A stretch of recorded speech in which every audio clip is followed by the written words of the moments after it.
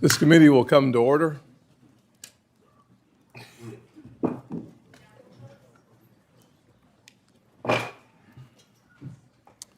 Good morning to everyone. Ms. Kevin Warsh, thank you for being with us today, and we're excited about the opportunity to discuss America's economy with you. This is really about the kitchen table. People across our country want to have confidence in our institutions, that your nomination goes in the direction of reinforcing why they should have confidence in the institutions. You've been nominated by the President to be the chairman of the Federal Reserve System. The Federal Reserve plays a powerful role in our economy.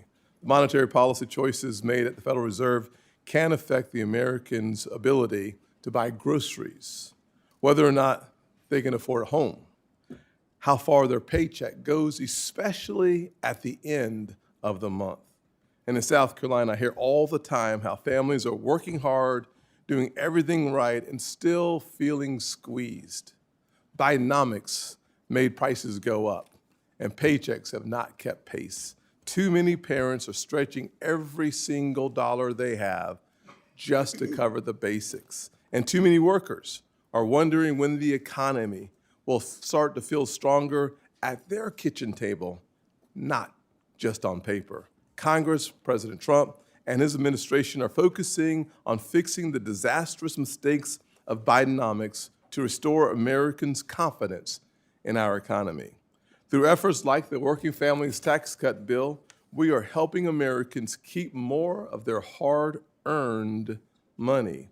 Compared to the average tax return under President Biden over 4 years, the average return is up 24% since then. Just in the last year, the average tax return is now around $3,400, an 11% increase because President Trump and his leadership decided to focus on hardworking Americans who are struggling to make ends meet, paycheck to paycheck. Nearly half the country, half the returns filed in 2026 claimed either a deduction for tipped income, overtime earnings, senior citizens, or auto loan interest for major parts of the Working Families Tax Cut bill that every single person on this dais to the right voted for. Under President Trump's leadership, Americans are keeping more of their hard-earned money, about $300 more every month. It is necessary that Congress continues to put money back in the hands of everyday Americans, and that is why it is important, and I want to be clear here, that is why it is important that we confirm Kevin Warsh to be the Federal Reserve Chair. The Federal Reserve has a clear dual mandate to promote stable prices and maximum employment. The policies of the Fed therefore directly affect Americans' cost of living and their income. And when the Fed is successful in fulfilling its dual mandate, affordability improves, with Americans taking home more money and paying less for everyday necessities. Unfortunately, in recent years, the Fed has faced real challenges. There have been questions about its decisions, its focus, and whether it has engaged in issues far outside its jurisdiction. Under the Biden administration, the Federal Reserve appeared to move with the political winds, raising real concerns about politics and weaponizing one of the most powerful weapons we have for good economically, the entire Federal Reserve System. For example, under the Biden administration, the Fed pushed climate-focused initiatives only to reverse that climate agenda as soon as President Trump took office. When actions appear to shift with changing political priorities, it can undermine confidence in the independence of this great institution. An independent Federal Reserve is essential to achieving its mission. Markets depend on it. Families depend on it, and that independence must be protected. The American people expect the Federal Reserve to stay focused on the economy, not politics. Today's hearing is an opportunity to refocus the Federal Reserve on its dual mandate to increase economic stability and affordability for everyday Americans. Kevin Warsh is battle-tested and brings the necessary experience from his time as a Federal Reserve governor during the Great Recession. During his first term as governor, he helped our economy through the crisis and restored faith in the economy. He has seen the economy in its darkest days and understands how economic decisions affect job growth, our economy, and the opportunities that we have come to love as Americans.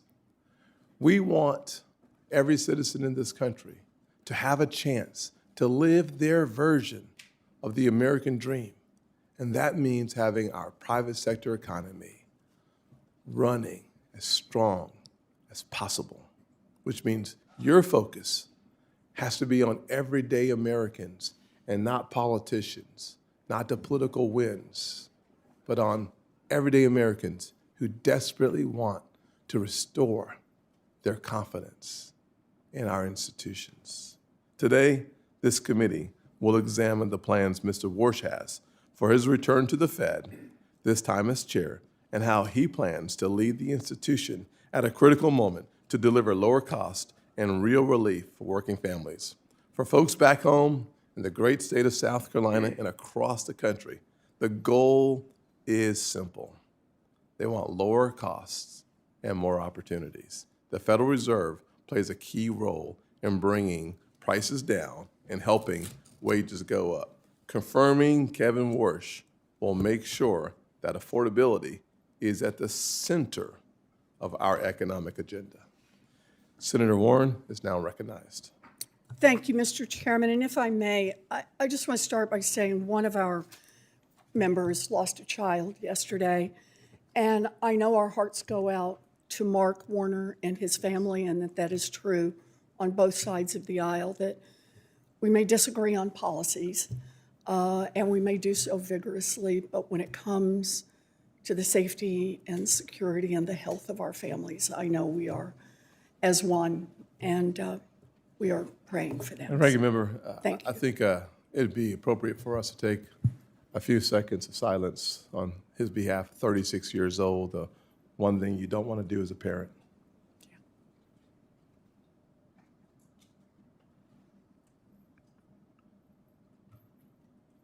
Thank you. Thank you. Thank you, Mr. Chairman, and appreciate all you do. Okay. So we should not be having this hearing today. And here's the context. First, over the past year, President Trump has racked up one economic failure after another, and Americans know that. Consumer sentiment just hit its lowest level on record ever.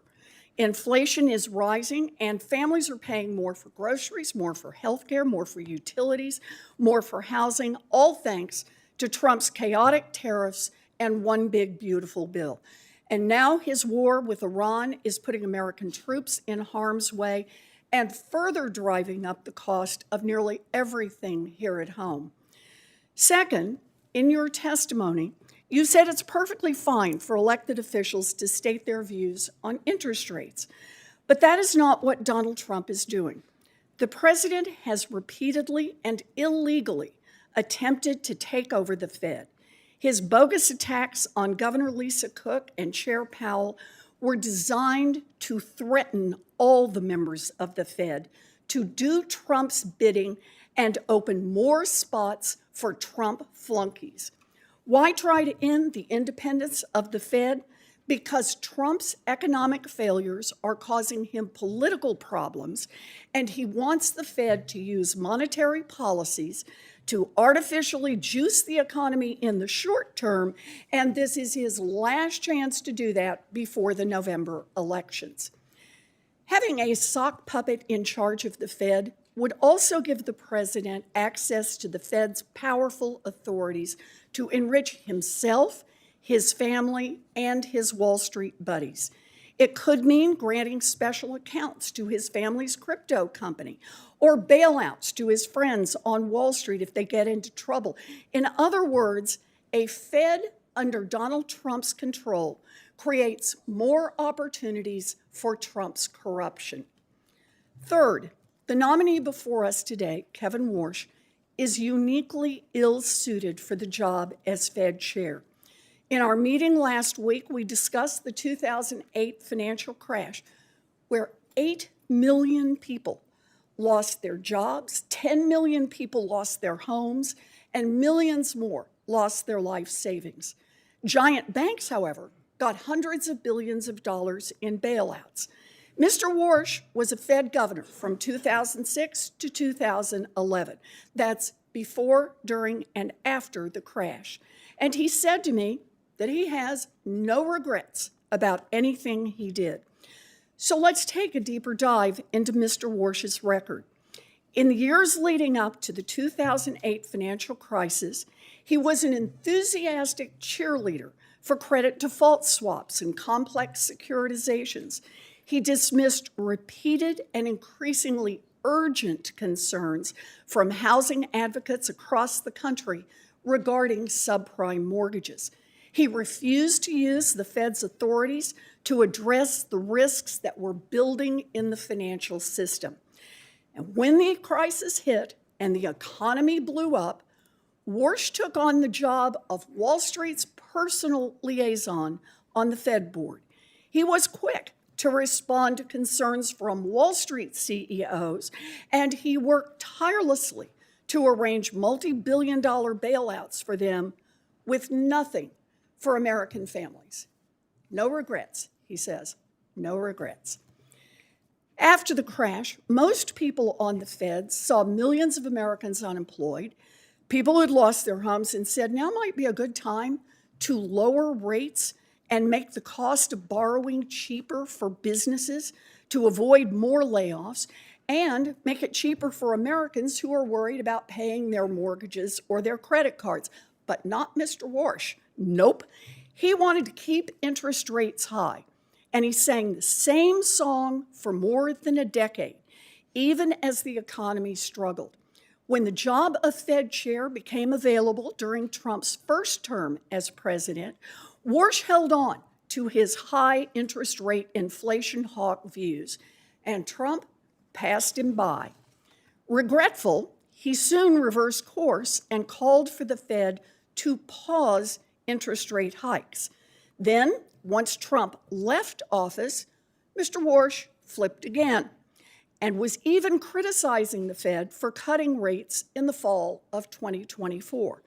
But as soon as Donald Trump became president a second time, Warsh reversed himself once more and began shouting from the rooftops about how the Fed should cut interest rates. Evidently, he learned his lesson. This time around, he sucked up to Donald Trump to snag his dream job. Mr. Chairman, last week, every single Democratic member of this committee asked that you postpone this hearing and instead conduct oversight on the president's role in directing bogus criminal probes into Chair Powell and Governor Cook. The Senate should not be aiding and abetting Donald Trump's illegal takeover of the Fed by installing his chosen sock puppet as chair. It's an invitation for corruption and for economic catastrophe. We have the power to stop it, and we should be using that power. Thank you, Mr. Chairman.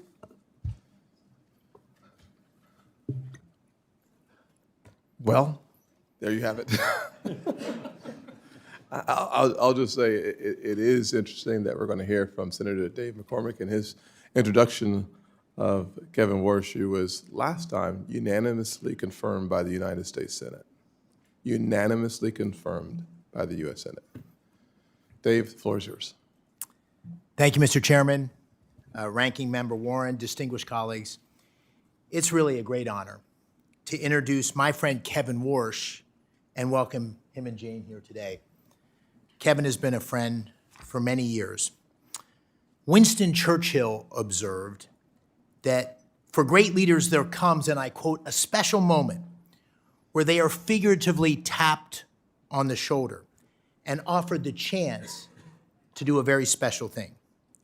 What a tragedy, he warned, if that moment finds them unprepared for that which would have been their finest hour. Colleagues, I'm here today to assure you, as someone who knows Kevin and who knows this institution, that Kevin Warsh could not be more prepared for this, his finest hour. There's no one more fitting, no one more qualified to face this consequential moment as the 17th chair of the Federal Reserve. Now, I'm not going to belabor Kevin's academic and professional record. They speak for themselves. Instead, I'd like to tell you about a man who Dina and I worked with decades ago and who has been someone I've called a friend for almost 30 years. President George W. Bush famously appointed Kevin to the Federal Reserve in 2006 when Kevin was just 35. He was the youngest appointed board member in history. But President Bush saw in Kevin what I believe you will see in him with your questions today. Wisdom that belied his age, now deepened by experience. A moral clarity even in the most turbulent of times. A sharp and independent intellect, further strengthened by decades immersed in unforgiving global financial markets. And a deep, honest understanding of how the decisions made in the marble hallways of Washington affect the lives of hardworking Americans. Now, I, unlike many on this committee, have seen these virtues on display across decades of friendship. I first met Kevin in the late 1990s when he and my younger brother were junior associates on Wall Street. And a decade later, we served together in the crucible of the global financial crisis, I as the Undersecretary of Treasury for International Affairs and Kevin on the Fed board. For nearly 2 years, we worked hand in hand to contain the damage and navigate the country through the crisis. And I know that then Chairman Ben Bernanke relied heavily on Kevin during those turbulent times, and I did too. And I've continued to seek his counsel regularly in the years since. Now, Kevin came to Washington all those years ago as an outsider, an idealistic young man determined to serve his country, one who has succeeded beyond all expectations. And he returns today as the ideal candidate to lead the Fed at this most crucial juncture. If confirmed, Kevin will inherit a Federal Reserve in need of repair and confronting serious uncertainty. An overextended balance sheet, a poor record on inflation, and a weak understanding of the profound opportunities offered in today's economy. He is uniquely suited to confront these challenges. He brings a reformer's heart. He will shake up a stagnant institution at a time when change is sorely needed. He possesses a deep understanding of markets and is trusted by leaders across the financial industry. But he equally understands the real economy. Born and raised in upstate New York, he knows from personal experience how the actions of the Fed can change the lives of working families. It's no small thing. It's no small thing to know firsthand how an increase in gas prices or mortgage rates or an uptick in unemployment affect everyday Americans. The Federal Reserve must not be ruled by pointy-head economists poring over outdated models and reams of market data. It needs a leader. It needs a leader who understands that the Fed's mandate of stable prices and maximum employment serves a higher purpose, the preservation of the American dream. Now, colleagues, Kevin Warsh has lived the American dream. I know in my heart he will always fight to keep that dream alive for all Americans. He is the right man for this pivotal moment, and I urge you I urge you not to get caught up in the politics of the moment and support his speedy confirmation. Thank you, Mr. Chairman. Thank you, Senator McCormick. I will now swear in the nominee. Will you please stand and raise your right hand? Do you swear that the testimony that you are about to give is the truth, the whole truth, and nothing but the truth, so help you God? Do you agree to appear and testify before any duly constituted committee of the Senate? You may sit down. Your written statement will be made part of the record in its entirety. Please keep your oral comments to 5 minutes. Mr. Warsh, you are now recognized. Thank you, Mr. Chairman. I appreciate your consideration today. I've known you for quite a while, and I certainly appreciate the many courtesies you've given me, not just since the President's nomination, but long before. It's an honor to be with you, with Ranking Member Warren, and with the entire committee. I'm deeply grateful to President Trump for asking me to take on this public trust, because that's what it is, a public trust. The President believes that real economic growth in the U.S. and real take-home pay will accelerate. I share the President's confidence in our country and its people. America's economic growth potential is rising as we sit here today. I'm also especially happy that my wife Jane is here. She's been with me for many of the most important moments in my life. I'm grateful for her love and her personal accomplishments. I reciprocate that with somewhat of my own love, though I'm a little more stoic than she. And about every 20 years, I reintroduce her to this committee. She sat behind me 20 years ago, and it was almost 20 years ago to the day. And so let me offer today what I said then. Jane, happy anniversary. I'm also thinking of my late mom and dad. They were paying great attention to this hearing 20 years ago. They're no longer with us, but I was always proud of them and the values they taught me, and I hope they'd be proud of me today. We start today with a note of broad agreement, even though we might have heard different narratives at the outset of this hearing. This is a time of great consequence for the nation's economy. As a former Fed governor and friend or colleague of the last 5 Fed chiefs, from whom I've learned plenty of lessons, I'm particularly alert to the challenges and opportunities confronting the institution that I cherish, the Federal Reserve. To the President, to the Congress, the nation, I owe my best judgment and my most faithful efforts in serving the mission that you and Congress assigned to the Federal Reserve, including full employment and stable prices. The American people are counting on the Fed to deliver on its commitments, perhaps now more than ever. The real highlights of my life are not on my resume, as Senator McCormick said. They include the individuals with whom I worked and from whom I learned. I graduated from high school in upstate New York. I had some exceptional teachers there and some brilliant classmates. I've learned we're lucky in life if we start out with good influences in learning and in character. A public school education gave me both of these, and I'm grateful. I made my way to Stanford and found myself in the company of some of the most highly accomplished economists and policymakers. George Shultz, former Secretary of State and Treasury, was among the great patriots at the Hoover Institution, who I came to know as a teacher, mentor, and friend. He passed away right after COVID at age 100, but I still feel him with me. I could not have imagined a better formative experience than working from and learning from folks like him. I could tell you about all the things I learned, but maybe the most important was to be around people completely devoted to the ideas and ideals of our country. Silicon Valley in the early 90s, another fitting backdrop for all of the things we confront today. I found myself in the right place at the right time. The U.S. was at the vanguard of a new era of technological leadership, and I just looked out my door to see it. Now, in the last 15 years, I've gained deep experience in macro and in markets, working with Stan Druckenmiller. He never held a position in government, but is no less a patriot. He never got a PhD in economics, but I don't know a finer economic thinker.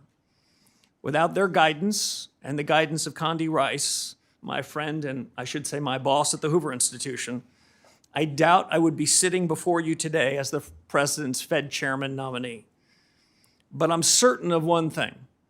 Absent their tutelage, absent their example, I would not be as prepared for the urgent, mission-critical task at hand. In between these bookend experiences, I served quite a while ago as a governor at the Federal Reserve. At the onset of the financial crisis, as Senator Warren said, our central bank played an indispensable role, and we benefited enormously from the credibility that our predecessors had built up and passed down to us, governors of the Fed at the time. In these unusual and exigent circumstances, I saw the Fed and its people at their very best. But I also witnessed an institution that was tempted to play a larger role in the economy and society. So let me be very clear. Monetary policy independence is essential. Monetary policy makers must act in the nation's interest. Their decisions the product of rigor, deliberation, and unclouded decision-making. And as Senator Warren said, I do not believe that independence of monetary policy is threatened when elected officials state their views on rates. Fed independence is up to the Fed. That has three implications. First, Congress is tasked with the mission to ensure price stability. Inflation is the Fed's choice. Second, Fed independence is at its peak in the conduct of monetary policy. And third, as the chairman said, the Fed must stay in its lane. I'm committed to ensuring that the conduct of monetary policy remains strictly independent, equally committed to work with the administration and Congress on non-monetary matters that are part of the Fed's remit, and I commit myself to accountability. Finally, I'll just say this, Mr. Chairman.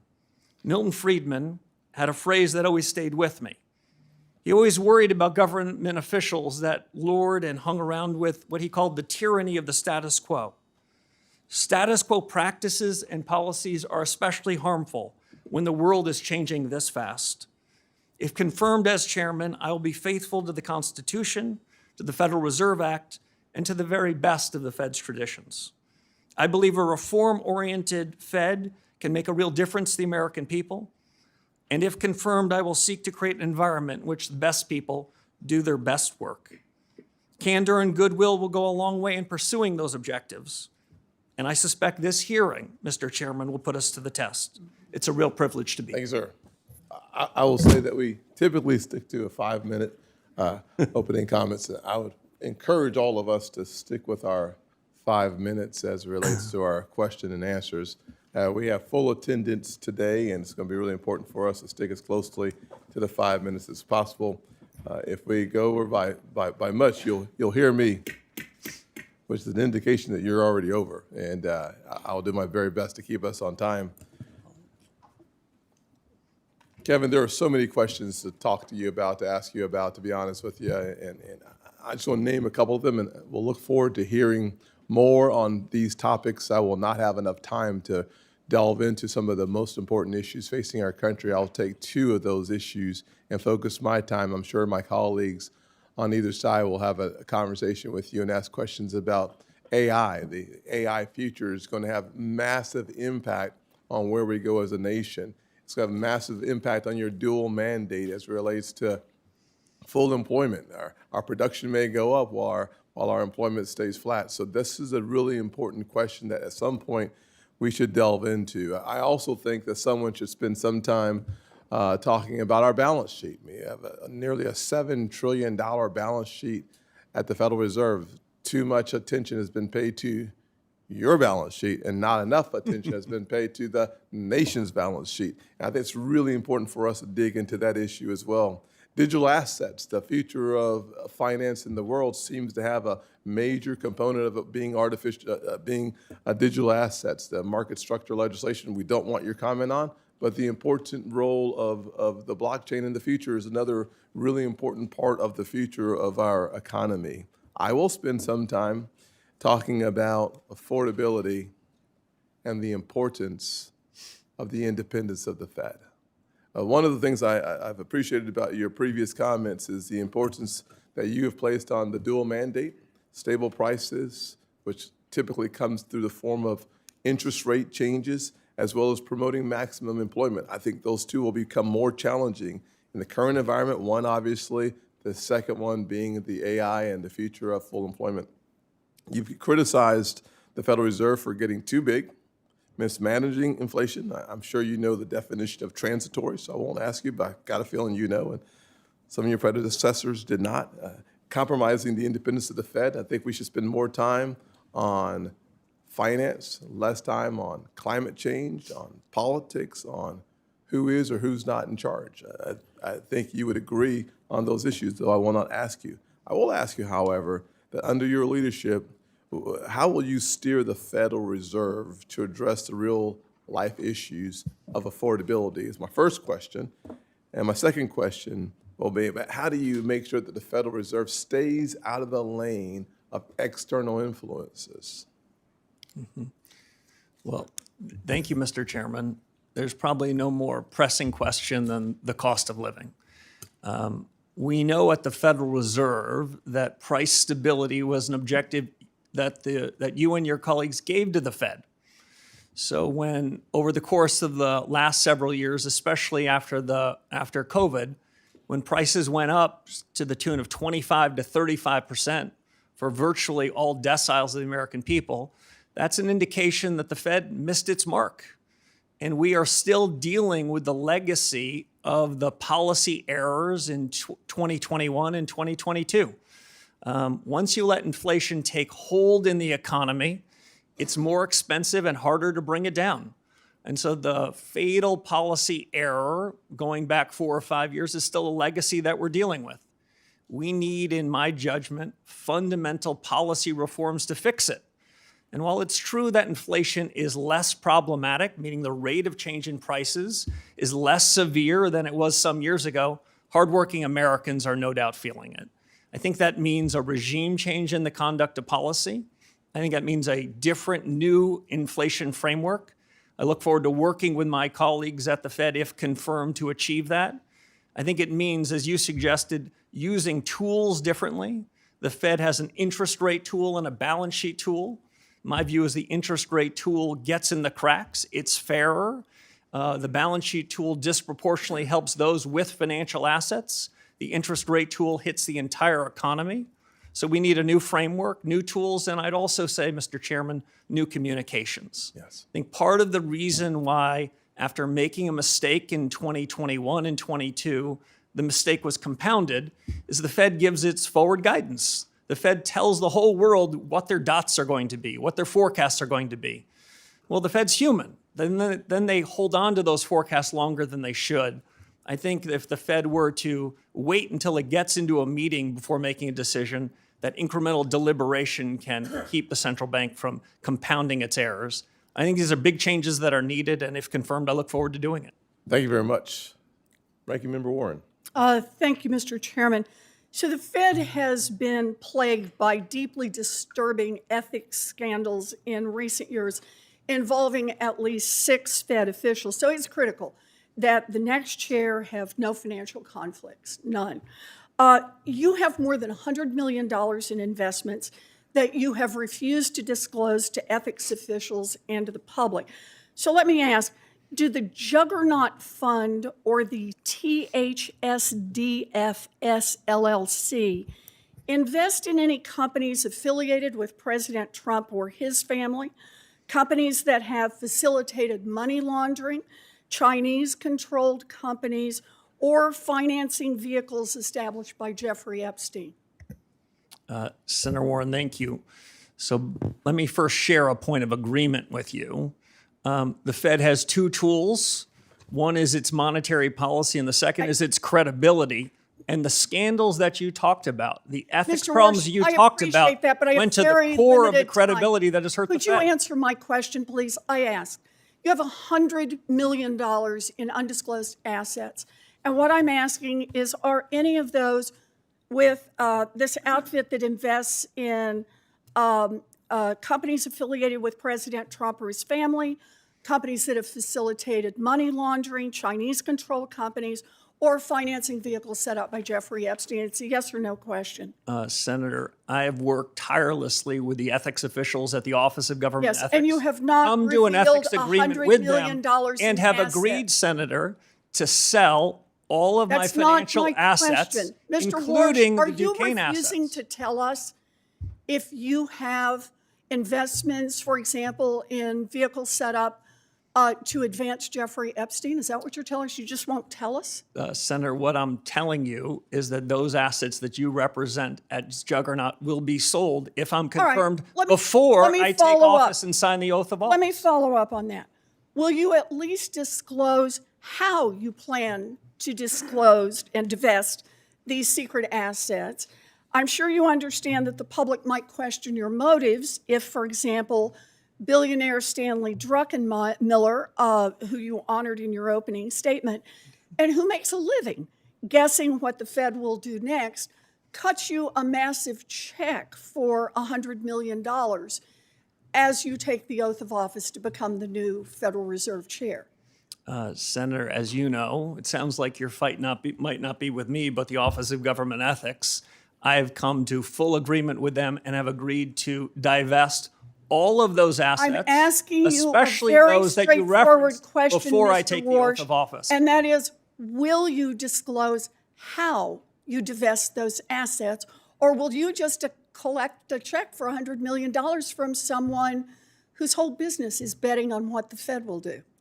As I said to the ethics officials at the Federal Reserve and the Office of Government Ethics, I'll take that as a I would no be as well. redeeming my So assets Donald before Trump I take has office. made clear that he does not want an independent Fed. In fact, he has said, and I quote, "Anybody that disagrees with me will never be Fed chairman." And he's made clear that you are his sock puppet, saying last week that interest rates will drop, quote, "when Kevin gets in." Yeah, I think they do. Not when economic conditions change, we'll get lower rates. Not when the economy needs it. Nope. He said, when my guy, Kevin Warsh, is in there, we'll get the interest rates that I, Donald Trump, wants. So independence takes courage. Let's check out your independence and your courage. We'll start easy. Mr. Warsh, did Donald Trump lose the 2020 election? We try to keep politics, if I'm confirmed, out of the Federal I'm just Reserve. asking you a factual question. I need to know, I need to measure your independence and your courage. Senator, I believe that this body certified that election many years ago. That's not the question I'm asking. I'm asking, did Donald Trump lose in 2020? And I'm suggesting you in 2020, the suggesting you Fed can't made answer that. huge inflation problem, and you certified the election. So We let need to me keep ask you politics another out of question. monetary policy. In our and meeting, you monetary said policy out you of would politics. be independent because you're, quote, a tough guy. Those were your words, tough guy. And you will be able to stand up to President Trump. So let's try it again. Name one aspect of President Trump's economic agenda with which you disagree. Well, Senator, the Federal Reserve in recent years has wandered outside of its remit, wandered into other I'm areas. asking for something That's you not something disagree I'm with prepared Donald to do. Trump on. If I'm Just confirmed, one the Federal one Reserve should stay in economic its issue. lane. Just one little place where you disagree with Donald Well, I Trump. do have a disagreement, actually, Senator, with the president. I think even this morning, he said that he thought I was out of central casting. I think central casting, I'd look older, grayer, and maybe show up here with a cigar of sorts. Quite adorable. But you know, we need a Fed chair who is independent. That's the only way we preserve the independence I agree of the with Federal Reserve. If you can't answer these questions, you don't have the courage and you don't have the independence. I agree Thank with you, you on Mr. independence, Senator. Senator Rounds. Thank you. Thank you, Mr. Chairman. Mr. Warsh, first of all, welcome. And I appreciated the opportunity to visit with you personally within the office. I agree with you, and I think Fed independence is critical. And I think that's an item that you and I agree on wholeheartedly. I want to take an opportunity just to kind of perhaps give you an opportunity to respond. I know that the ranking member had a number of items that she expressed concerns with. I'd like to give you an opportunity to just kind of work this way through. And let me just ask you a few questions, and I'll allow you to take the time to fully answer the questions. As I understand, Mr. Warsh, you worked with the career ethics professionals at the Office of Government Ethics and at the Fed to come to an agreement in terms of your dissolution of some of the assets that you as a businessman have. Is that correct? Yes, Senator, that is correct. I worked with the Fed ethics officials first, answered all of their questions, then with the career professionals, the Office of Government Ethics, answered all of their questions, and then they wrote up an ethics agreement, which is part of the public record. But because I agree with Senator Warren on the ethical questions that have been raised over the last several years by several people that were members of the FOMC, so that there's no question about my independence, no question about the clarity of my financial record, I agreed to divest virtually all of my financial assets, the large majority of which will be divested before I raise my right hand and am sworn into office if confirmed by this body. So I've gone above and beyond, not for any other special reason other than the Fed needs to reestablish its credibility because the conduct of policy depends on it. So let me just, for the record, the agreement which you have signed clearly states that you have agreed to divest your assets that are in question within 90 days of confirmation if you have not already divested them. That is correct. Yes, Senator, and in fact, the large majority of those assets will be divested before I am sworn into office if confirmed. Thank you. The career ethics professionals were the ones that basically had sent your signed paperwork to this committee's chief clerk. I really question whether or not they would have done that if they did not come to the ethics agreement with you in the first place, correct? Yes, I presume that's right. We had a very good working relationship, and I'm happy to be sitting after the divestiture and cash or T-bills or whatever is the permitted asset so we can get back to the business of fixing the Fed, reforming an institution that has lost its way a bit, that has missed the mark. As Chairman Scott said at the outset, this inflation risk is still something that's being talked about around kitchen tables and boardrooms. My preferred definition of stable prices is a little different than most academics. I believe that price stability should be a change in prices such that no one's talking about it. That's an old-fashioned definition, but I think it's still valid. And the sooner that we can reform the institution with my colleagues, if confirmed, the sooner we can ensure price stability, and we can have a new set of leaders atop the institution with high, credible, ethical standards to return the Fed to what it should be. The independence that both Chairman Scott and Senator Warren mentioned, critically important. But independence has to be earned, and it's earned by delivering on the promises, the commitments that the Fed has made. And as the Fed hasn't delivered on those promises, we shouldn't be surprised that we hear politics that are entering the room at the Fed. We need to get the politics out of it so the Fed can focus on its day job, deliver on full employment and stable prices. It's true that people want to see stability within the Fed, but is it okay for a Fed governor or a chairman to change their mind on a particular policy? It's more than okay, it's essential. Economics is not physics, it's not math. Frankly, most of us that ended up in the economics business, we started like I did as a math major. It was too hard. So we ended up in economics. In economics, what we need to do is focus to the left of the decimal point, not to the right of the decimal point. We need to focus on the big things. And if mistakes are made, central bankers, economic policymakers need to correct them fast. The real mistakes, the mistakes that cause inflation to be persistent, to undermine hardworking American standard of living, and when those mistakes go on. Thank you. Thank you, Mr. Chairman. Yes, sir. Senator Reed. Mr. Chairman, before we start the next question, I ask that we have entered into the record the U.S. Office of Government Ethics certification, which requires that all nominees disclose all of their assets and showing that Mr. Warsh is out of compliance and that he has not met the ethics requirements. Without objection, I will note, however, that what has been clearly articulated is that he will, according to his agreement with OGE, do what many others have done as well within 90 days, be not only in compliance, but to have divested himself from any assets that are in question. Mr. Chairman, can I ask? I don't think we've had other nominees who are out of compliance and not disclosing at the time they come before the hearing. Not on this committee, that's correct. Not in this committee. Before we, here's what we're not going to do. Fair enough. We're not going to have two chairmen, for sure. Just asking. Number one. Number two, what we're also not going to do is debate what we're putting into the record. And finally, what we are going to do is have a conversation about America's economy. And frankly, we all deserve the opportunity to ask our questions. We don't get to figure out the answers, but we do get to ask our questions. And I hope that we are able to continue in that direction. As long as we are, we're going to have a very good hearing. And if we're not, then I will find a way to help us to expedite getting back on track. Senator Reid. Thank you very much, Mr. Chairman, Mr. Warsh. Until you dispose of all the assets you've identified to the Office of Government Ethics, you will not be in compliance. Is that correct? That's not my understanding.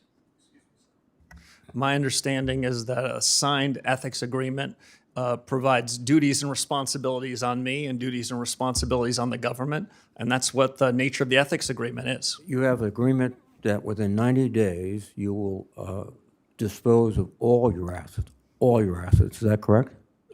Senator, I have an agreement within 90 days so that there is no appearance of anything inappropriate, that I would divest all of my assets, the majority of which before sworn in. What I've disclosed, Senator, is all the information that is mine to disclose. I've shared all information about assets that I control and that I can share, which I did much to the satisfaction of the Government Ethics Office. Excuse me. What you've said is that you will take the oath, if confirmed as chairman, with assets that have already been identified as presenting potential conflicts of interest. Will you agree to not take the oath until you have fully disposed all the assets that you've been identified?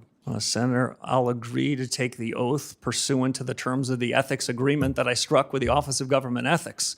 I don't think anyone could do more than that other than me. I've agreed to divest even more assets so that I will have virtually no financial assets. The divestiture is totally up to you. You can select what assets you're disposing of, what assets you keep. Is that correct? And then still be sworn in as chairman. The divestiture is up to the agreement that I struck with the Office of Government Ethics. Who makes the decision as to what assets are divested, you or the Office of Government Ethics? Both of us. That's why it's an agreement. Excuse me. I must commend you on the way you can circularly go around questions and not answer them. It's a skill. Unfortunately, it's not a good skill for the chairman or of the Federal Reserve Board. We typically ask questions and expect to get direct, faithful answers. You haven't given them to the ranking member, and you're not giving them to me. So again, you feel you will not be, you will be compliant if after 90 days you still have a significant number of assets that have been identified as presenting conflicts of interest. Is that your view? No, Senator. If I were to violate the ethics agreement, I would not be in compliance. If I follow the agreement, I will be. Well, that's your position. I think others would differ. When you sell all your assets, where are you going to place the proceeds of those sales? I believe that Chairman Powell has placed them in sort of funds which are very difficult to individually influence. Do you propose to do that? Yeah, I propose to put them in permissible assets that are as close to cash or treasury bills as I possibly can. I haven't selected anything, but it will be as plain vanilla as possible so that there would be no appearance or reality of having any influence. We'll be sitting in something like cash. Okay. Now, the question of independence is just one that I think will dominate these proceedings. This morning, President Trump was asked on CNBC will you be disappointed if your new Fed chair doesn't cut rates right away? And President Trump answered, I would.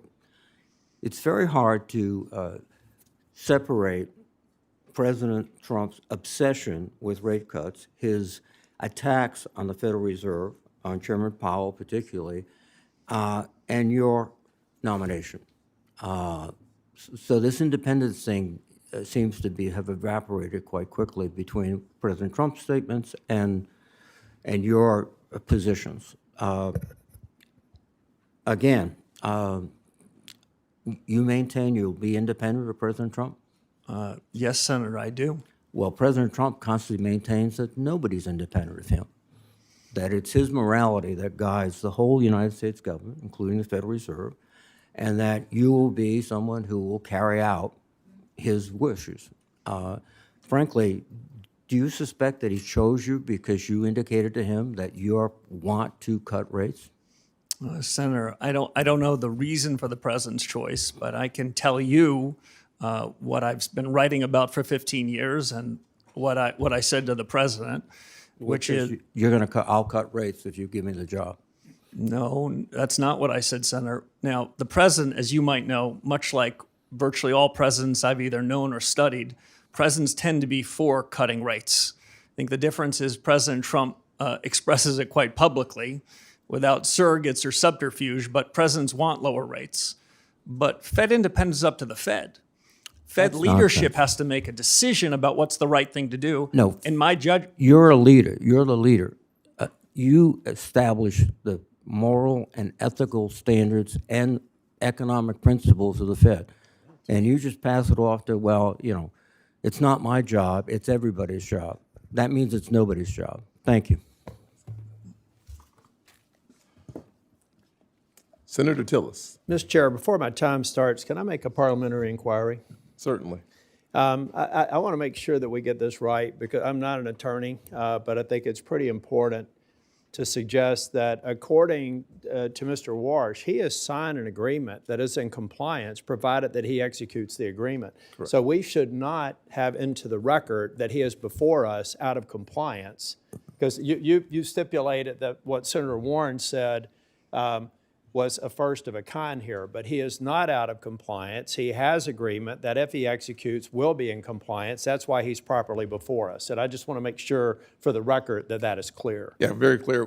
Let me just say it. I'm going to reiterate what you just said, but I was writing it down myself. The Office of Government Ethics has entered into an agreement with Kevin Warsh that he has up until 90 days after confirmed to divest of his assets. So the word, I mean, to non-attorneys here, I heard someone say he's before us out of compliance, and that's why I checked with the staff to be absolutely certain. He is properly before us. He will be in compliance if he executes agreement that addresses the concerns that have been presented by some of my colleagues on the other side of the aisle. I just want to confirm for the record that that is in fact accurate.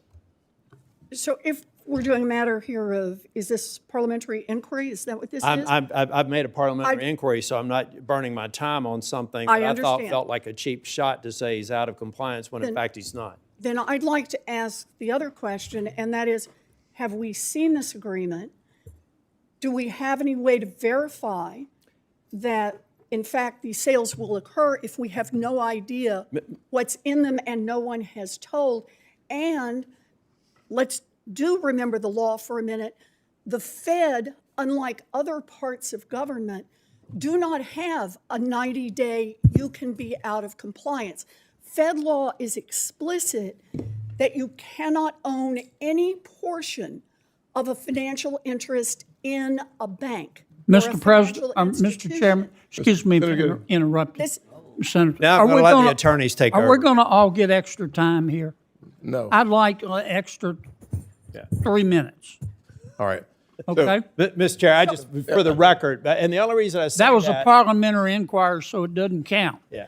But, okay? Mr. Chair, the reason I mentioned that is because you had stipulated it. I don't think you meant it this way, but you as a chair said that this is the first of a kind of someone being out of compliance. I don't think you meant that. I wanted to make sure Let me it was clear for the record. Well, let me just be very clear again. The career ethics professionals were the ones that sent Mr. Warsh's signed paperwork to this committee's chief clerk. They would not have done so if they did not come to an ethics agreement with Mr. Warsh. Mr. Kennedy, Senator Kennedy does raise a good point.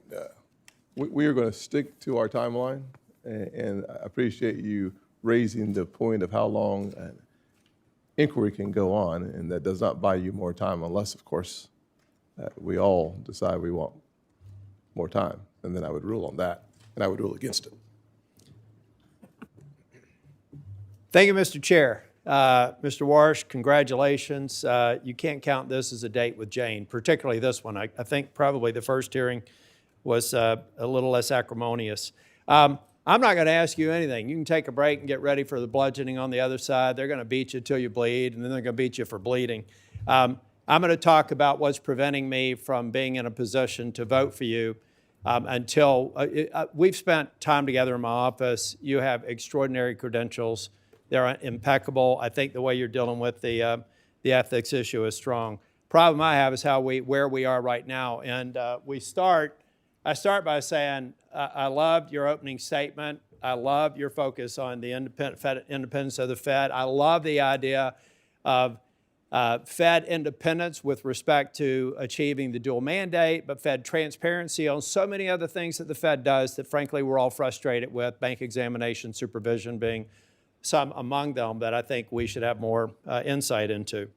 Mr. Chair, I'd like to submit for the record 2 executive orders under President Trump, one in 2020 and one in 2025, talking about making federal architecture beautiful again and focusing on trying to preserve the integrity of old buildings. Without objection. Thank you. And Mr. Chair, I will be submitting an analysis, but if we can go to slide 2. And turn it up right. Much has been made about the building project that has Chair Powell under investigation. I'm not going to get into the details except to say that I used to work for a firm that did audit and compliance, so I'm naturally wired to go back from the ground up and figure out what the deal is. Here's what I know. The Martin building has been conflated into this project to make it a $4 billion building. Even if you put the Martin building in, it's a $3 billion building. The reality is, what we're talking about is the Eccles building and the East building, for which, bring that up higher, Jack, you're a tall guy so people can see it. These are the overruns. And these overruns occurred in part because the cost of inputs went up 69% since the original estimate. Asbestos was identified, remediation was required. Pylons had to be built underneath the building because it turns out they used it as a landfill and they had a water table issue. There were a variety of reasons why this building went over budget. And as a matter of fact, if we put everybody in prison in federal government that had a budget go over, we'd have to reserve an area roughly the size of Texas for a penal colony because of the way government projects work. And the reality is the overage of inflation adjusted was about $730 million, the majority of which seems to be legitimate. Next slide. Not acceptable, unfortunate, but legitimate. Now, what I've really got a problem with, and we're talking about Fed independence. By the way, I think you're going to be independent. You have to be. You got to convince 11 other people to vote with you, at least a majority. It's a consensus organization. You try to get the majority to. Most of these votes are 11-1. So if anybody thinks the president can appoint somebody and you unilaterally can control things, you're going to be an unsuccessful chair if history is any guide, and you've served under some of the best. So I know you're going to do it right. The problem that I have here is that we had some U.S. attorney with a dream or assistant U.S. attorney thinking it would be cute to bring Chair Powell under an investigation just a few months before the position was going to be open. This happened this year. Normal course and speed. Here's how it works at the Fed. May the 15th, the term would have expired. We'd be having this hearing. You'd be getting confirmed. Custom also suggests that the sitting chair, even though he has 2 years left on his term, would have exited. But instead, we have somebody who thinks a building project that went over by about $700 million with a lot of what seemed to be justifications for it are holding up this whole process. It sounds like to me somebody over in the DOJ didn't even check with the boss. The boss said on the same night that I said I can't go forward until this bogus investigation is done with, said he didn't know anything about it. So we've got people in DOJ over in the DC circuit or the DC district doing these investigations. We have got to end this investigation. Big DOJ didn't know about it. The president didn't know about it. Let's get rid of this investigation so I can support your confirmation. Mr. Warsh, the only thing I've found the least bit odd about you is you've never watched an episode of Seinfeld. You've spent so much time at being a rock-solid economist that you're not even taking time away for a little laugh like that. I look forward to supporting your nomination, and I look forward to this investigation being taken down. If the chair wants to have all of our subcommittees start looking at capital expenditure projects for the agencies that we're overseeing, I think that's a great idea. And I'd like to be on a committee specifically drilling down on this analysis. If somebody can prove me wrong, I'd be happy to make a criminal referral. But I don't have the DC circuit tell me a crime was committed when 7 members on this committee said it wasn't, including the chair. Thank you, Mr. Chair. You're welcome. Only one question. What is Seinfeld? Senator Van Hollen. Mr. Chairman, thank you. Mr. Warsh, good to see you. Reviewing your record, I am concerned that your position on interest rates seems to shift with what's politically convenient rather than based on sound economic judgment. In the aftermath of the 2008 financial crisis, the worst recession since the Great Depression, with some of the worst unemployment in our lifetimes, you were a hawkish voice, expressing concern that the Fed might wait too long to raise rates. I think you got it wrong then, but now you seem to have swung 180 degrees in the opposite direction to embrace lower rates, a view that conveniently aligns with the president who nominated you. You've made this pivot even as today prices are too high. I think we all know that. Our economy works for families when prices are affordable and unemployment is low. That's why price stability is an important part of the Fed's mandate, right? Senator, yes. And the Fed uses its monetary policy tools for price stability and full employment. That's the job Congress gave to the Fed. Here's how Ben Bernanke described how the Fed uses those tools. He said, and I'm quoting, "Generally, if economic weakness is the primary concern, the Fed acts to reduce interest rates, which supports the economy. If the economy is overheating, the Fed can raise interest rates to constrain inflationary pressures," end of quote. So that's a textbook model of the Fed. Cutting rates supports the economy, but can lead to higher inflation, while raising rates helps to fight inflation, but can limit growth. Do you agree with Chairman Bernanke that that's generally how the Fed can use monetary policy to affect the economy? Senator, I do agree generally with that proposition, but I'll note at a moment like this, the supply side of the economy is changing dramatically. So the core of what Chairman Bernanke said is a question about what's the economy's potential. As I said in my opening remarks, I think the economy's potential is growing quite quickly, and that makes the decision that you tee up to be a difficult one, and one that the Fed's going to have to dig deep in evaluating what's the right policy choice in the upcoming meetings. Well, I want to push you a little bit on that in a moment, but right now the Fed has set its main interest rate at 3.5 to 3.7%. Last December, President Trump told the Wall Street Journal he wanted to cut rates to 1% and maybe lower than that by the end of this year.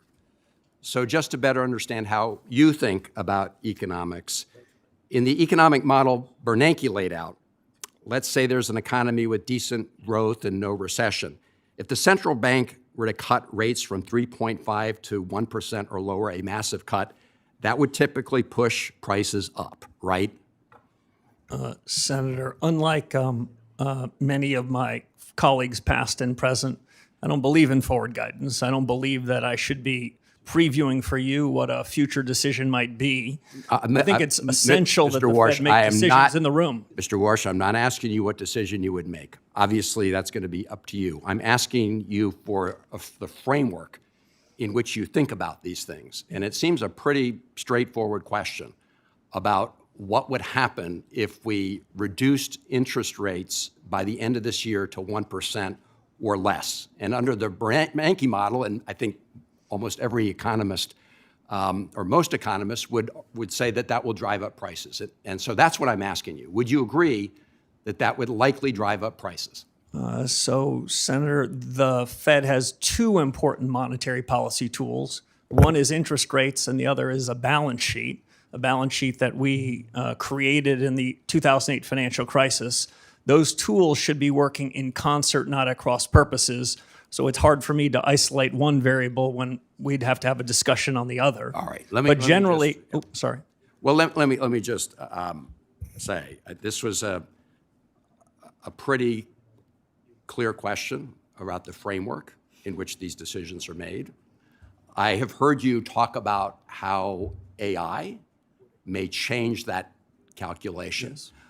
I will just say, and I think you know this, I mean, I have this, the Financial Times pointed out the economists reject Kevin Warsh's claim that the AI boom will enable rate cuts. And I find it just implausible to suggest that by the end of this year, AI would produce such increases in productivity that it could reduce in a rate cut to below 1%, and you can't tell me that that would very likely increase prices. So, Senator, can I say two things? First, Senator, sorry.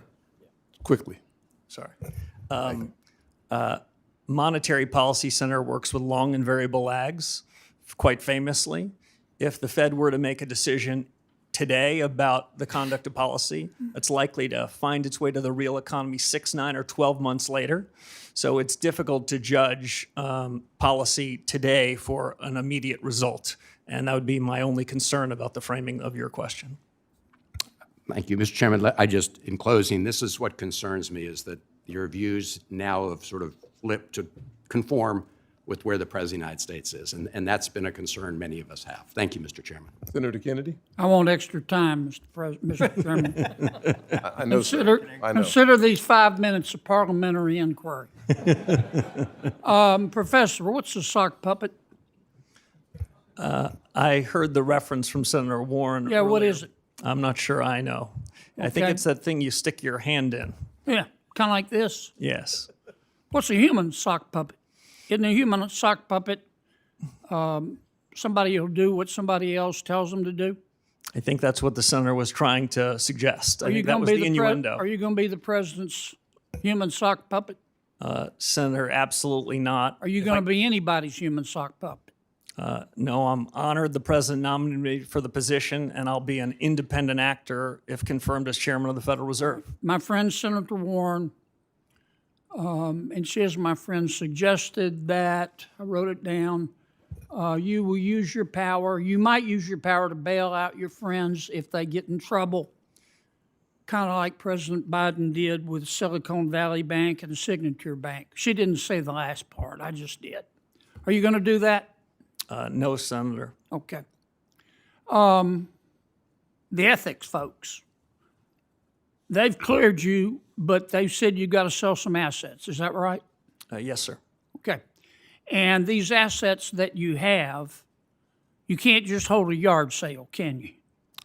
No, not for most of them. Sir. Okay, so it takes a reasonable period of time, right? Yes, sir. And you've promised to sell them, right? I did. And if you don't sell them, we'll know, and the ethics folks will know, right?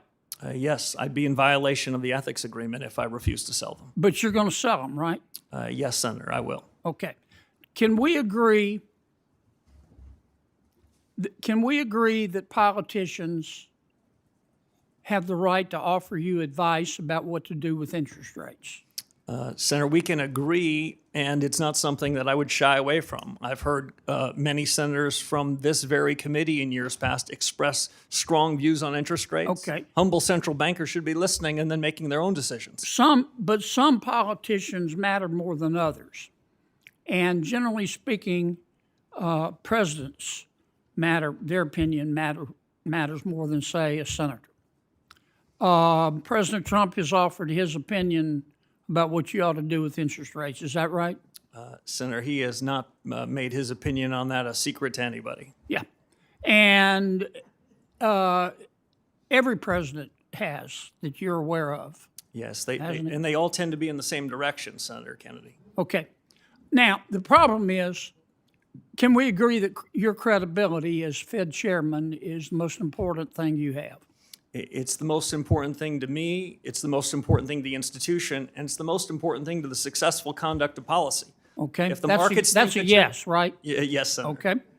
Okay. The problem is that President Trump has said he's not going to appoint anybody who wouldn't agree to lower interest rates. Have you agreed with the president that you're going to lower interest rates?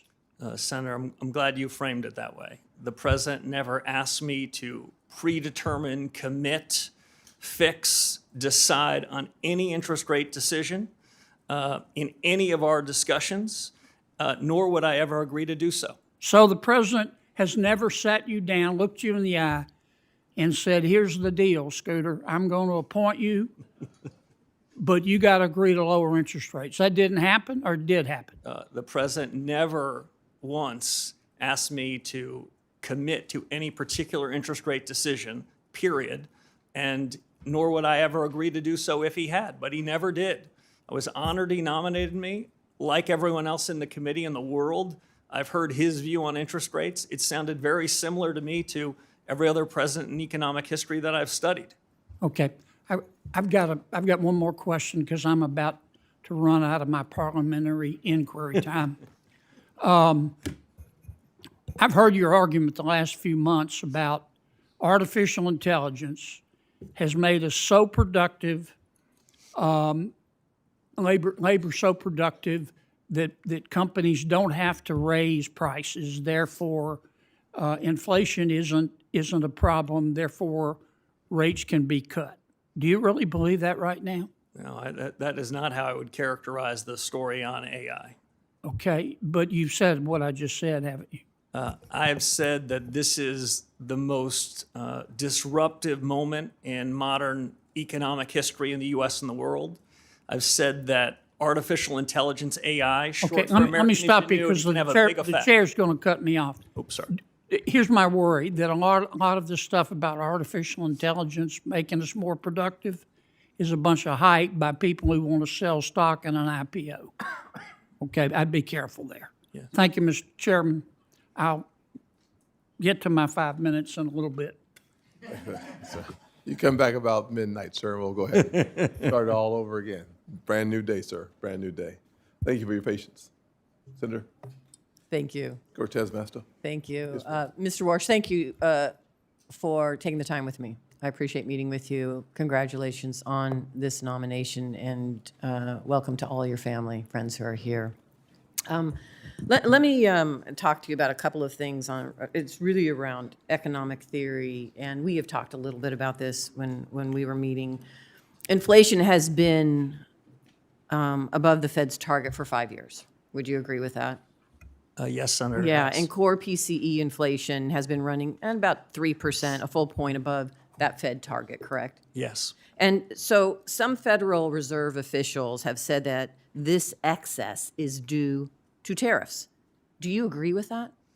Senator, I don't. If I can make 2 points. Please. Much as we discussed in your office, I think the data that's being used to judge inflation is quite imperfect data. And among the projects that the economics profession, and if I'm confirmed as chairman of the Fed needs to do, is to try to use our new understanding and new data sources to see what's really the inflation rate in the economy. We used to use core PCE, core measures, so we'd exclude food and energy because it was sort of a rough swag as to what was going on. We don't have to do a rough swag anymore. What I'm most interested in is what's the underlying inflation rate, not what's the one-time change in prices because of a change in geopolitics or a change in beef, but what's the underlying generalized change in prices in the economy. And my broad sense is that these inflation risks and the inflation damage the last several years is improving somewhat. It has improved somewhat in the last year. The measures I prefer are looking at things that are called trimmed averages, where we take out all of the tail risks, all of the one-off items, and we ask ourselves whether the generalized change in prices is having second-order effects on the economy. Again, they're not where they should be, but I think that the trend is quite favorable. And these trend averages and the data that you're looking at now, it's not traditionally the norm that economists would use in this position. Is that correct? Some in the economics profession are increasingly looking to these median type measures, but among the projects I would hope to undertake as one of the first reforms at the Fed is a data project where we would go off and we would evaluate with the public sector and the private sector, including the Bureau of Labor Statistics, a survey of 1 billion prices. And what I'm really most interested, Senator, is what's the change of that 500 millionth and one price? Because that's inflation. That's a change in the generalized level. In a market economy, prices change all the time, and I don't want to be confused by that. I want to know what inflation really is, and I still think there's some work to do. And I respect, listen, I'm listening to you today and talking with you. I respect you truly believe as an economist and a theorist in this theory, in what you are talking to us today about, which is traditionally not the norm. And many are disagreeing with you on that, and publicly disagreeing. And so I understand that. But I guess the position I have is I hope you're right, but at the end of the day, my concern is people are suffering right now with high costs, and we need to address it. And I don't know how long it's going to take for your economic theory to gain traction or to be proven that it's going to benefit so many people in this country right now. And here's one other thing, because I don't have that much time, and this is what is also a concern of mine, so I want you to address it. Earlier, you've been on the Federal Reserve Board, and you were there during the financial crisis of 2008. You and I talked about this. I was the Attorney General then. It hit Nevada so hard. Here's what I do know, and at that time, in 2006, you attended numerous meetings where housing experts pleaded with you to stop predatory mortgages. In fact, Gail Burks, who was the CEO of Nevada's Fair Housing at that time, who I worked with, repeatedly warned Fed leadership, including you, about predatory lending practices such as flipping loans or misinforming seniors about reverse mortgages. And in 2007, you said, and I quote, "Subprime mortgages have gotten a bad name in this environment, and in some cases, that's not just." You also said that you don't see any immediate systemic risk issues among big banks. And you said that at that time. And then just recently, and this is what I want you to address, Senator Warren has said that you told her you had no regrets during this tenure. How can we trust that your economic theory, when you were wrong then, is going to be the accurate theory we need now to help so many families and businesses that are struggling with the policies that we're dealing with now? Senator, let me address a few things. The chairman is going to cut me off when he must, but I would say this. For many years before the global financial crisis, I warned about the very real risks of Fannie Mae and Freddie Mac blowing up, which they did. I think that part of the housing market was vulnerable for many years, and not enough was done about it, even in spite of my protestations and my urging about GSE reform. It wasn't done. I think that compounded the financial crisis. Secondly, I think subprime mortgages then, subprime assets then, were indicative of prices of almost every financial asset that were mispriced. What I suggested then and what I believe now is that subprime mortgages were just indicative of a set of prices that were incorrect, and they all repriced. Just to give one fine example before I turn to the chairman. Perhaps no examples right now. Okay, sorry. Let's go to Senator Thank you. Haggerty. I want to give you the opportunity to finish that exchange. Thank you, Mr. Chairman, and Mr. Warsh, I want to welcome you, and your family. And I want the committee to know that I've known Kevin Warsh for 30 years. We first crossed paths back in 1992, shortly after Kevin graduated from Stanford. We both worked on the White House staff at that point in time. And I just want to say this, that the man testifying before us today is the same man that I got to know then. Serious, disciplined, with a true heart for public service. And I want to say this, I've said it before, Kevin Warsh is the man for the moment. His background, his experience, and his discipline are precisely what we need to bring our economy into its full potential. I'm delighted to see him here today as we both reinforce confidence here at home and do the same thing abroad. And if I think about Kevin's qualifications, think about the contrast with the nominations that we saw with the last administration. I think this committee will recall that President Biden nominated a prospective federal bank regulator, frankly, a graduate of Moscow State University in Russia, who advocated for replacing private bank deposits with retail accounts held at the central bank. Those who might criticize Kevin for his private sector success miss the point. Kevin's experience is not a liability, it's an asset. It brings a practical understanding in terms of how markets function to bear, how capital is allocated, and how policy decisions shape the real economy. Mr. Warsh, how will your experiences in both the public and the private sector shape your governance of the Fed should you be confirmed? Senator, thank you very much, and thanks for the kind introduction. For your colleagues on this panel, Senator Haggard and I shared a desk in 91 and 92, so I've known him for a very long time. I think my prior experience at the Fed, which some of your colleagues made reference to, are going to allow me to hit the ground running. This is as consequential a moment for the U.S. economy and, frankly, for the institution as any point since the late 1970s. And so my experience at the Fed, my understanding of the people, the culture, the governance, and of the things that are ripe for reform are going to give me a leg up. We don't have a long time to do new studies and contemplate what reform should be.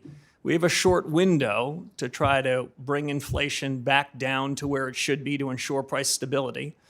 And because AI that Senator Kennedy referenced is so consequential, and AI is quickly becoming at something like escape velocity, it's important to revisit the Fed's models and see whether this innovation cycle, while it could have over time improvements in the price level and make the Fed's job on inflation easier, there's a question about what that means for employment, which is another part of the Fed's mandate. So I think that's part and parcel of what my background and suggestion and history would suggest. But if I can make one other point, what the Fed needs is a reform to its frameworks and reforms to its communications. I've seen what the Fed's done well, and often I'll give them one cheer or two, but now more than ever, the Federal Reserve needs 3 cheers, and that's what I hope to deliver. Well, let's stay on this point, particularly, and you've mentioned this in your commentary, the point of the Fed's mission creep over the years. If you think about what the Fed has done, they've strayed into what I would call politically contentious areas. They've gone well beyond their core mandate. And we've seen this across the Federal Reserve System. And what the Fed has done is eroded its credibility as what it should be, which is an apolitical and independent central bank. In bank regulation and supervision, the Fed's focused on non-material and often politically charged areas. I'm thinking about climate change policy here. Elsewhere in the Federal Reserve System, we've seen regional reserve banks used as platforms for promoting very divisive partisan policies. There I'm thinking about DEI, climate policy, even racial reparations. The Minneapolis Fed even went so far as to publicly lobby for an amendment to a state constitution on education policy. How far beyond the remit can they get? In the 2020 Monetary Policy Review, the Fed even sought to redefine its legislative mandate of maximum employment as a broad-based and inclusive goal, close quote. I mean, that's tacitly understood to mean that the Fed should accept higher inflation to privilege select groups of Americans. And while the Fed undertook this social engineering, it also financially engineered a massive footprint in our market. QE provided near unlimited bid for government debt, which of course made it easy for us to subsidize more government debt here. It subsidized government financing, and it encouraged, frankly, what I view as very reckless federal spending. In each of these examples, we see a clear pattern. The Fed has strayed beyond its core mandate to encroach upon policy decisions that ought to be left to those of us that are democratically accountable. Mr. Warsh, the Fed's own actions have eroded its credibility. What do you think should be done to regain public trust? Senator, robust reform. The Fed can deliver on the mandate that you gave it if it sticks to its knitting. As it wanders into areas upon which it has neither authority or expertise, it loses its focus. And I'll just give one example. In 2020, as you reference, when the Federal Reserve changed its inflation framework in August of 2020, inflation was running at around 1.72%. And the Fed changed its framework, rewrote in some sense the remit you gave it, and they asked for a little more inflation. They ended up with a lot more, and that was the foundation for the inflation surge that happened in the subsequent years, which we're still living with. Thank you, Mr. Warsh. Thank you, Mr. Chairman. Senator Smith. Thank you, Mr. Chair. Good morning, Mr. Warsh. It's still morning. Let me start with this. I think you have said that you have confidence that this economy has potential. I think that's fair to say. And you've also said that this is a time of great consequence for the nation's economy, perhaps one of the most significant hinge points in a couple of generations. That's fair to say? Yes, Senator. Thank you. And so I agree with that. And I actually want to go a bit further because I think that it seems to me that this economy is amazing for rich people, people who have a lot of capital. And in fact, we can see in 2025, billionaire wealth grew 3 times faster than the average rate of the previous 5 years. And wealthy households hold a massive portion of the nation's wealth. And this, I think, is the tipping point that our economy actually faces right now. And I can tell you that in Minnesota, a lot of people are telling me that it is harder and harder for them to afford the basics. They aren't rich. They don't have enough money to pay their bills, to pay their doctor's bills. So I want to look at this with you for a few minutes, and I want to start with inflation. So last week, President Trump said that gas prices are, quote, not very high, and, quote, we're having some fake inflation because of the fuel. So understanding what you've been saying about data and measurement and all of that, let me just ask you, do you think that gas prices going up 20% is fake inflation? Senator, the gas prices like beef prices, eggs, milk, and the rest, they move, and when they move in the wrong direction, the American people are hurting by it. There's no question about it. That's right. American people feel it. It's not fake to them. It's money that they don't have in their pocket because gas is up 20%. I think my constituents would say that that inflation is real and not fake. Okay, so let's look at unemployment. At the State of the Union, the president said, quote, the roaring economy, this is the quote, the roaring economy is roaring like never before. So do you agree with that statement? Is that how you see the economy, that is roaring like never roaring before? So Senator, if I can clarify 2 things. One, there's a difference between the change in prices and inflation. The change in prices happen in a market economy. When inflation moves up, that's because the Fed had something to do with it. Now, on the state of the economy, I would say that the broad contours of the economy are improving. The potential of the economy, the real results of the economy are improving, but I think it can improve more. And I think in the years ahead, I think the economy's potential is strengthening. So, the reality is that the economic data, understanding what you're saying about economic data being not imperfect, that there was almost 0 job growth in 2025. And so that looks to me like not a roaring economy, it looks like a weak economy, which is what my constituents are telling me back in Minnesota. Let me go to one last look at this. Around the country, the average cost of home insurance rose 12% last year. Now, in my home state of Minnesota, not a coastal state, premiums rose 34% in 2025. This is, of course, caused by extreme weather events, hail, floods, tornadoes, hurricanes, climate change. So is that inflationary, in your perspective? Is that increase in home insurance, property and casualty insurance, isn't that inflation? So, Senator, if I can answer 2 questions that I think I heard, and we talked about both of these in your office. When we look at the payroll numbers every month and we ask ourselves whether it's good or bad, the job you gave to the Federal Reserve is to ensure we're at maximum sustainable employment. I think broadly speaking, the economy is running about close to full employment, though we never know what the right number is. So if Americans that want a job can find a job, then by the Fed's metric, we're at full employment. On the question of insurance premiums and the rest, when I look broadly across the economy, I would say when we look at health care, when we look at education, we look at housing, those prices have tended to go up more. In the less regulated parts of the economy, we've seen a downward structure, a downward change in prices, and we try to aggregate them the best we can. But So I'm not exactly sure what your point is there, but I would just say that my point here is that rising home insurance rates caused by increasing extreme weather events, climate change, is another inflationary pressure that people in my state are dealing with. And this, of course, the reason I'm focusing on this is because I'm worried that because of the pressure that you are going to be under from the president to lower interest rates, that this inflationary pressure that my constituents are feeling is going to get worse and not better. And so I don't have time to ask my last question, but it is literally this. The president has said that he demands that the next Fed chair will lower interest rates. And I take him at his word at that, and that is what causes me such grave concern here. Thank you, Mr. Chair. Yes, ma'am. Senator Lomas. Thank you, Mr. Chairman. Welcome, Mr. Warsh, and congratulations on your nomination. And thanks for appearing before this committee, and taking both the positive questions and some of the hostility. I apologize for my colleagues' behavior when it strays outside of decorum. My first question is about the balance sheet of the Fed.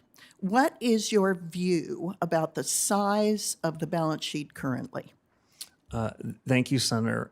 As we talked about in your office, the Fed balance sheet has played a particularly, I think, unhelpful role in helping the Fed achieve its dual mandate.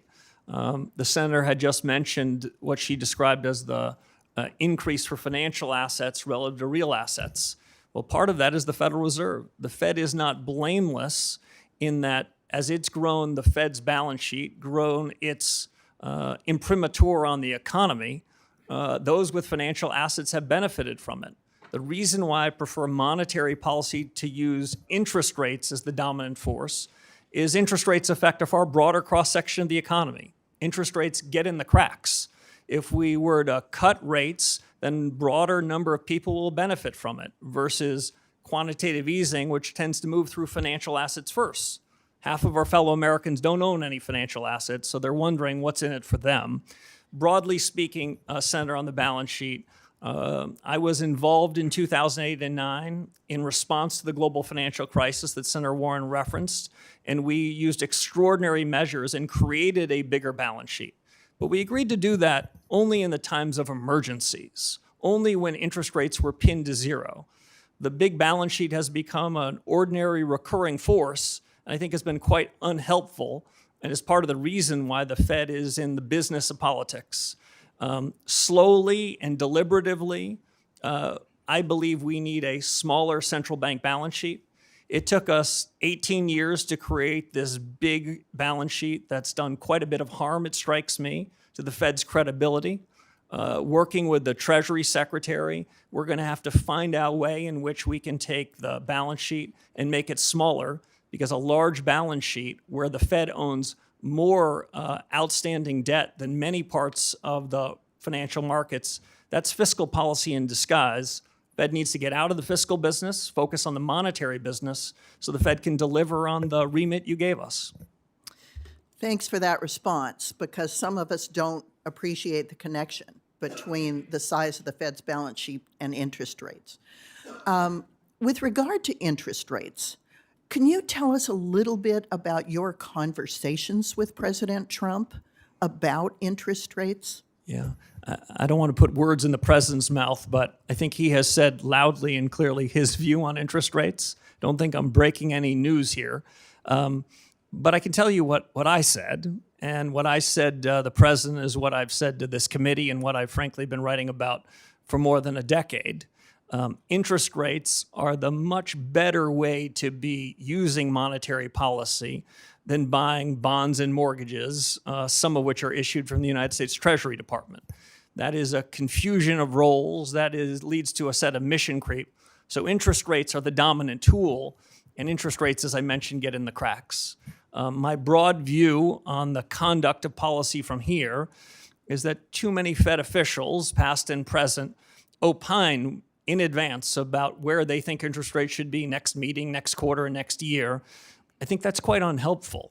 As we've heard today from many of your colleagues, We don't know the state of AI. We can't be certain about the state of geopolitics.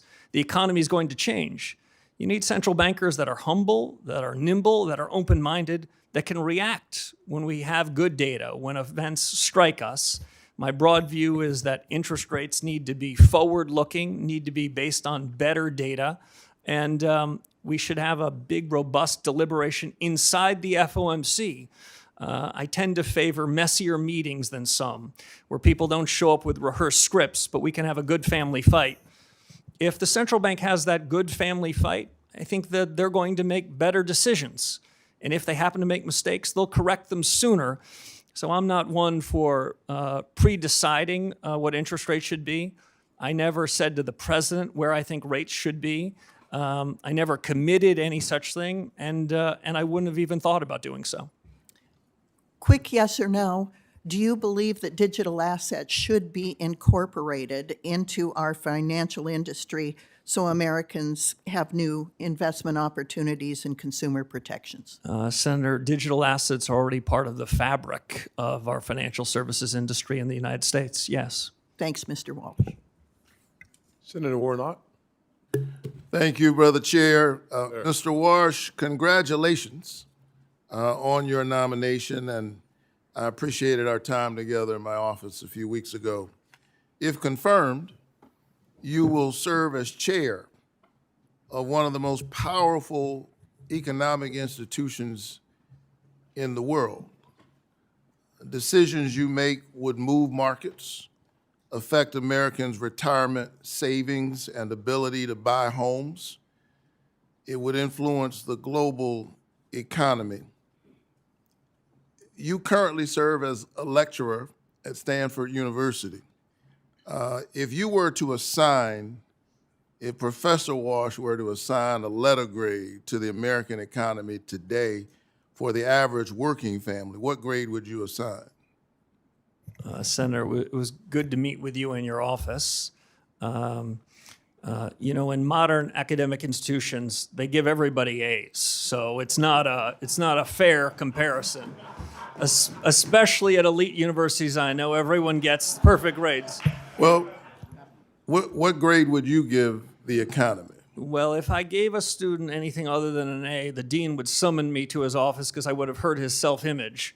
Well, the Americans that I talk to, particularly in the state of Georgia, who haven't had the benefit of attending some of these elite institutions, are trying to make their lives work.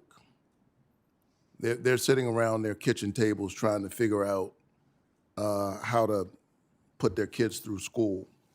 And regardless of how the markets are doing, consumer confidence is at a record low. So that's their grade on the economy.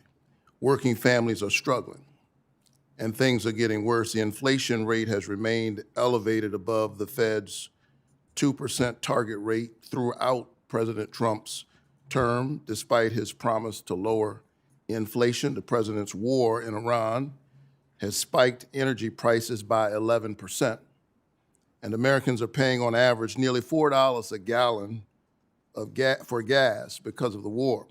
We've lost nearly 90,000 manufacturing jobs since President Trump took office. He promised us a manufacturing boom. We've lost 90,000 manufacturing jobs.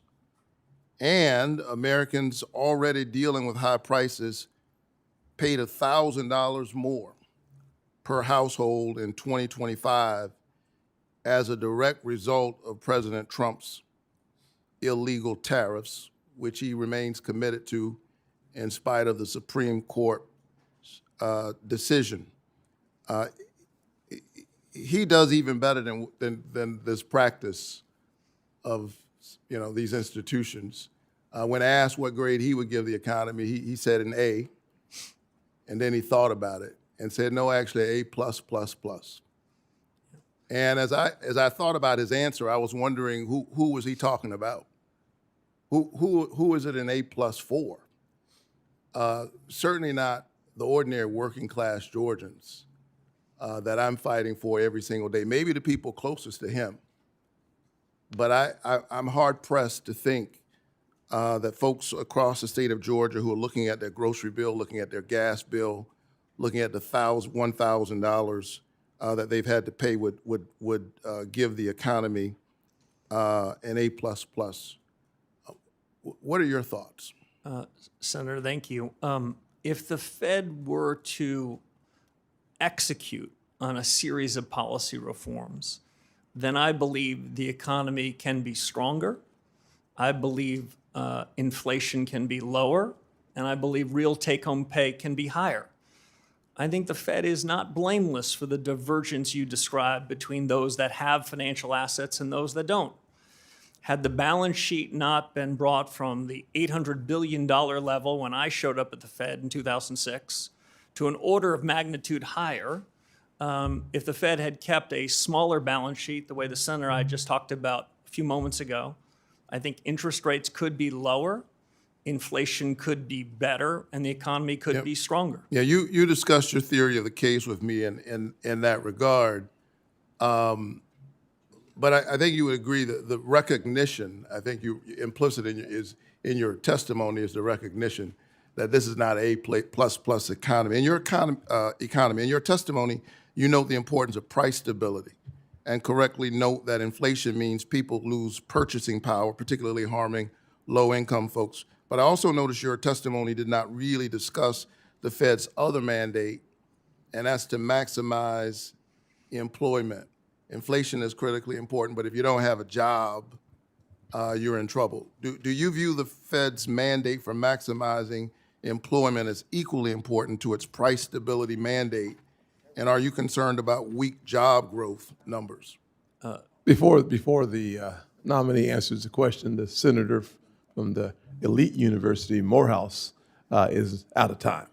So I appreciate the question, but we will have the answer submitted for the record. I know you wanted to attend Morehouse College. I'm sorry. Everybody wants to attend Morehouse, by the way, but I am a Charleston Southern Buck. I appreciate it. Very happy about that. He couldn't get into Charleston Southern, but it's good you got in somewhere. This is good. If you can't get into Morehouse, go to Stanford.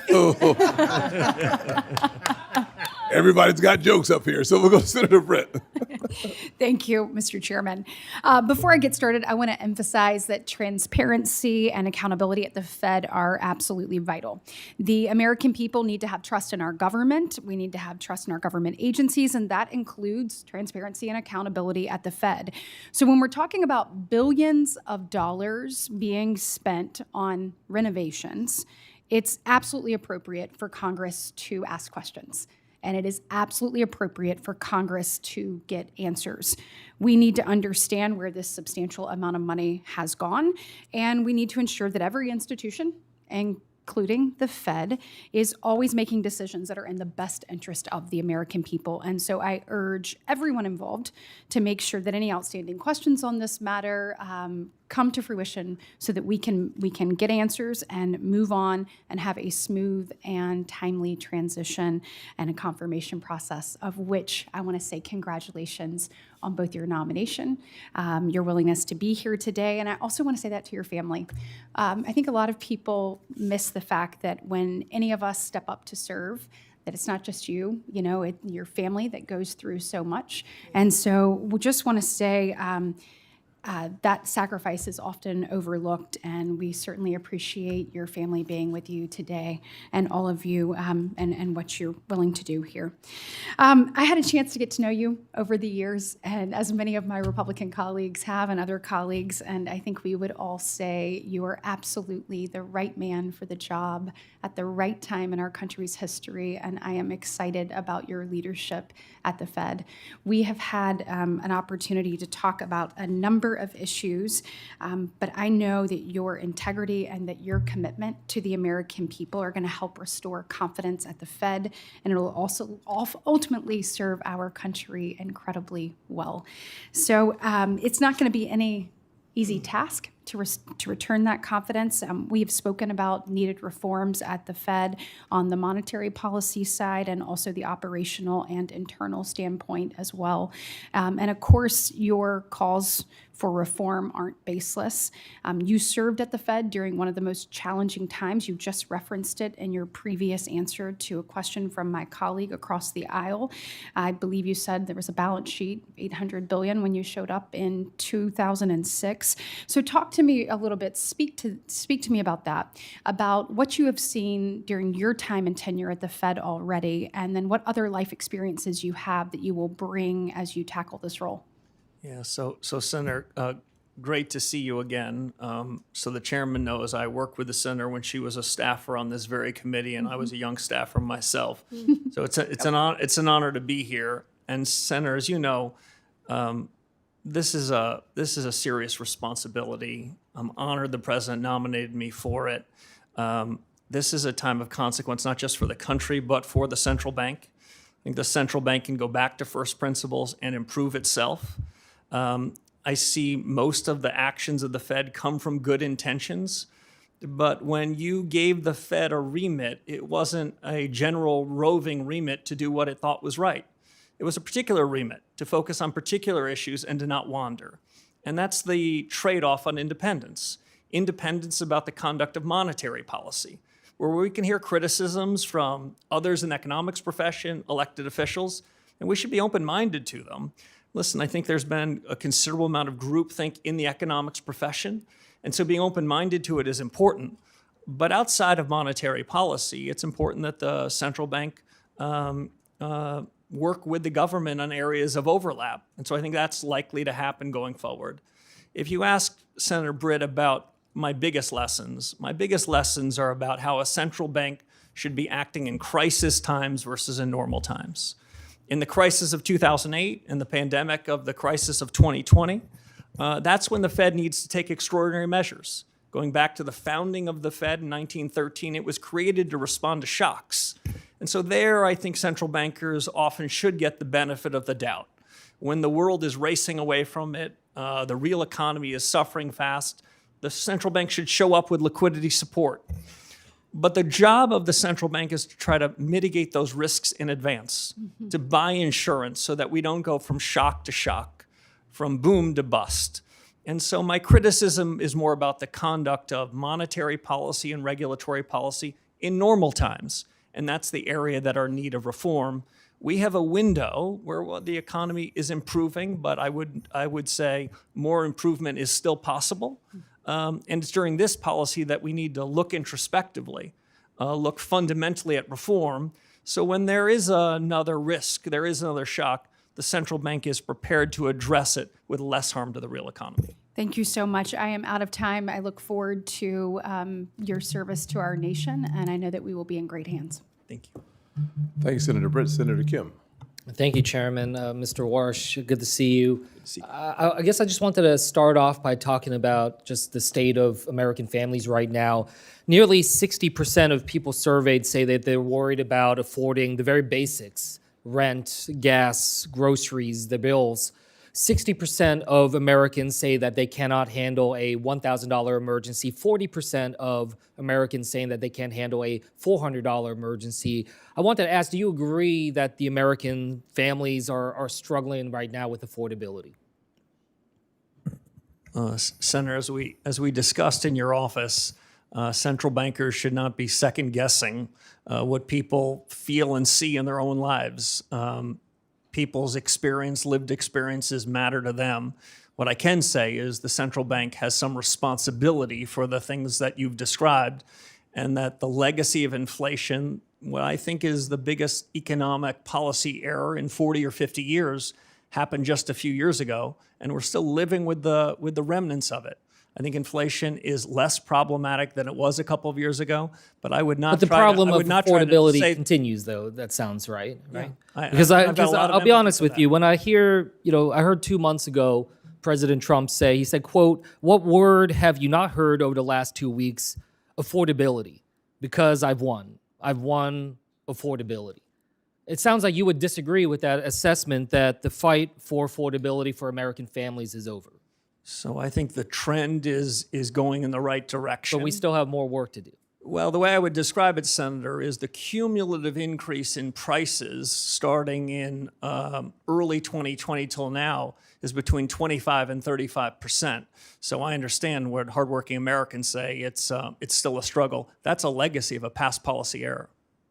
One thing that you talked about before is about just the real cost that families are facing right now, and I appreciate that you were pushing back on that comment that the president had about calling the energy prices and the fuel price increases that we're having fake inflation, because right now Americans have paid more than $8.4 billion more in gas during the first month of this war.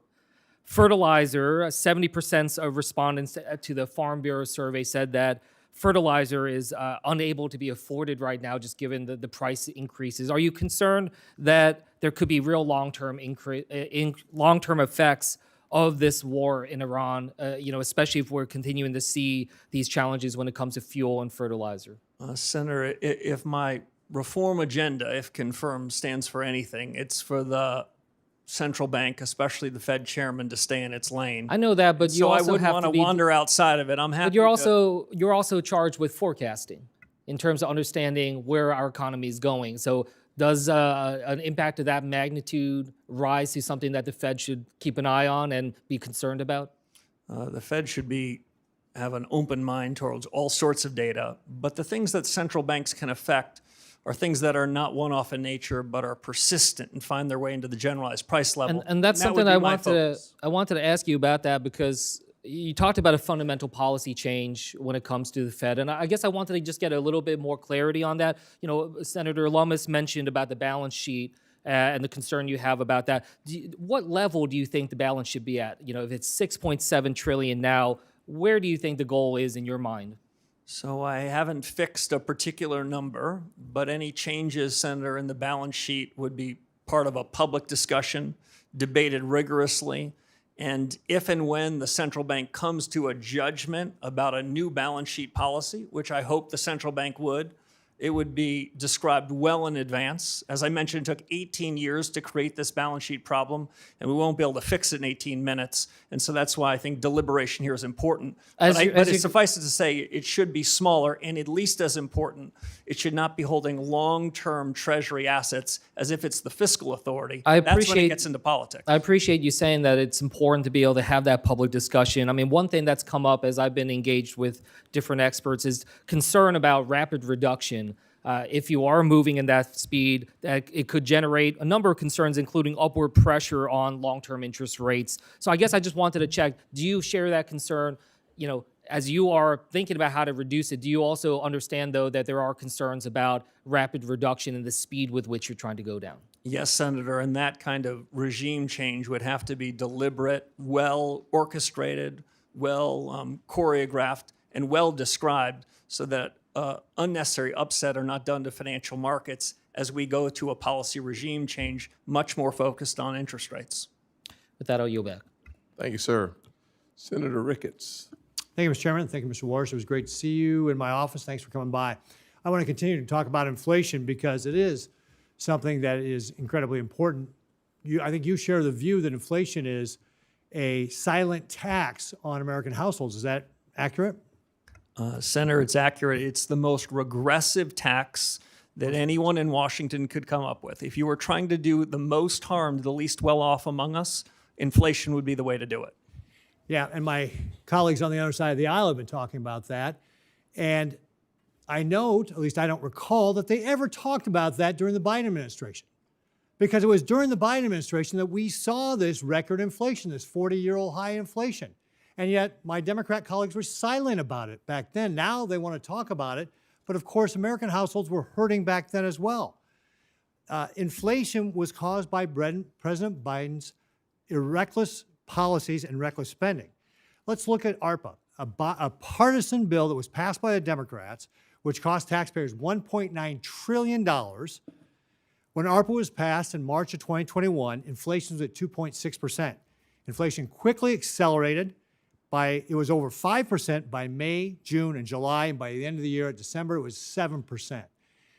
Does federal government spending have anything to do with inflation, Mr. Warsh? Senator, as we talked about in your office, my view of inflation is a bit different from some. I don't think inflation comes about when the economy grows too much or hardworking Americans get an increase in their wages. I think inflation comes about when the government prints too much, by which I mean the central bank, and broadly speaking, the government spends too much. And so we're spending too much money, and now we've been cleaning up their mess ever since. I will also note the Republicans have been taking efforts to reduce the deficit. I think year to date it's down about 10.6% from where it was last year. And this is why it's so important we get our spending under control. I think you also talked about the balance sheet. And one of the things about the balance sheet is that I think if I hear you're saying it's too big, and it benefits people who have financial assets.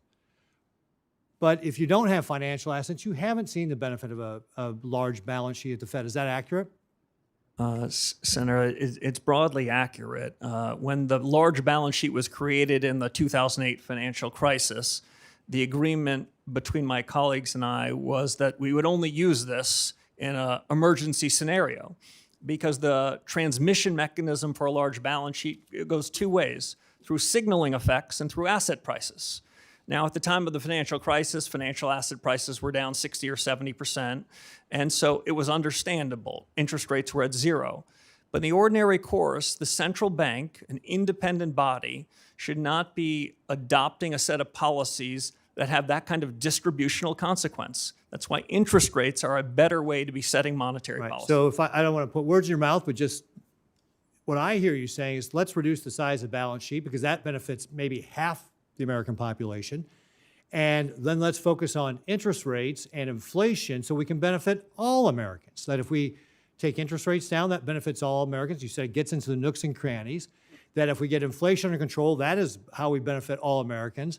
And the size of the balance sheet has only benefited some Americans. So what you're really about is trying to change a policy at the Fed that has really benefited under the last administration people who have lots of money, actually not just the last administration, the previous administrations, but you also want to make sure we get off of the inflation. I mean, during the Biden administration, we saw 4 years in a row of declining real wages for American households.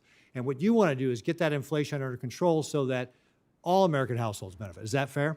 That is fair. I'm going to paraphrase former Chairman Paul Volcker, where he said something along the following lines. You would need to have a PhD from an elite institution to believe that inflation doesn't have something to do with money. Okay, great. Real briefly, I've only got a few seconds left here, but I'm going to switch topics on you real briefly. Chairman Powell and Secretary Bissett met with leaders of our largest banks recently to talk about advanced AI models like Mythos from Anthropic to identify banking vulnerabilities. It's apparently very good at finding those vulnerabilities.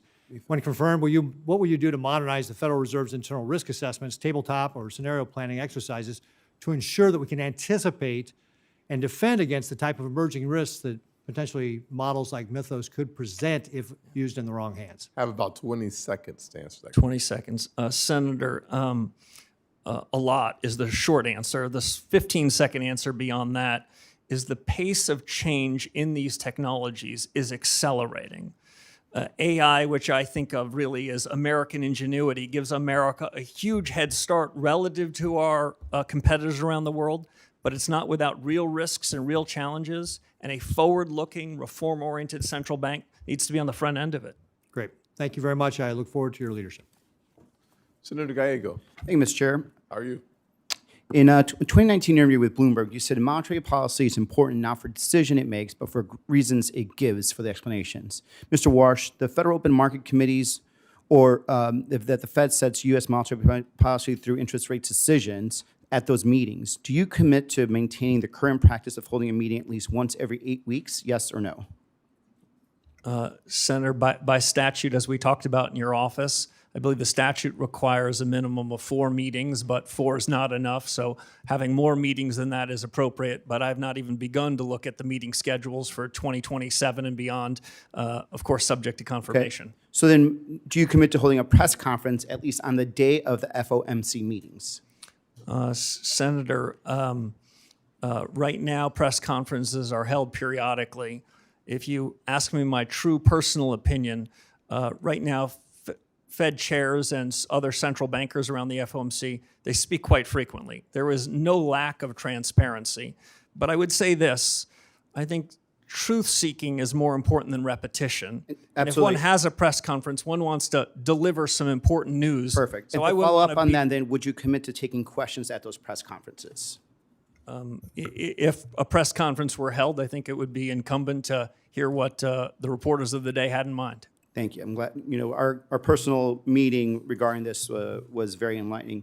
Earlier today, you said to Senator Kennedy that President Trump never demanded you to cut interest rates in your job interview. Is that your sworn testimony? That is, Senator. Okay. Well, someone here is lying then, because it's either you or President Trump. Because in an interview with the Wall Street Journal of December 12th, President Trump confirmed that he pressed you on your commitment to support interest rates cuts. And I quote, during a 45-minute meeting with Warsh on Wednesday at the White House, the president pressed Warsh on whether he could trust him to support interest rate cuts if he were chosen to lead the central bank. According to people familiar with the meeting, Trump in the general interview confirmed that, repeating, Mr. Chairman, I'd like to enter for the record the Wall Street Journal article, December 12th. Trump says he's leaning towards Warsh or has it to lead the Fed. So, this brings up an issue of credibility at this point.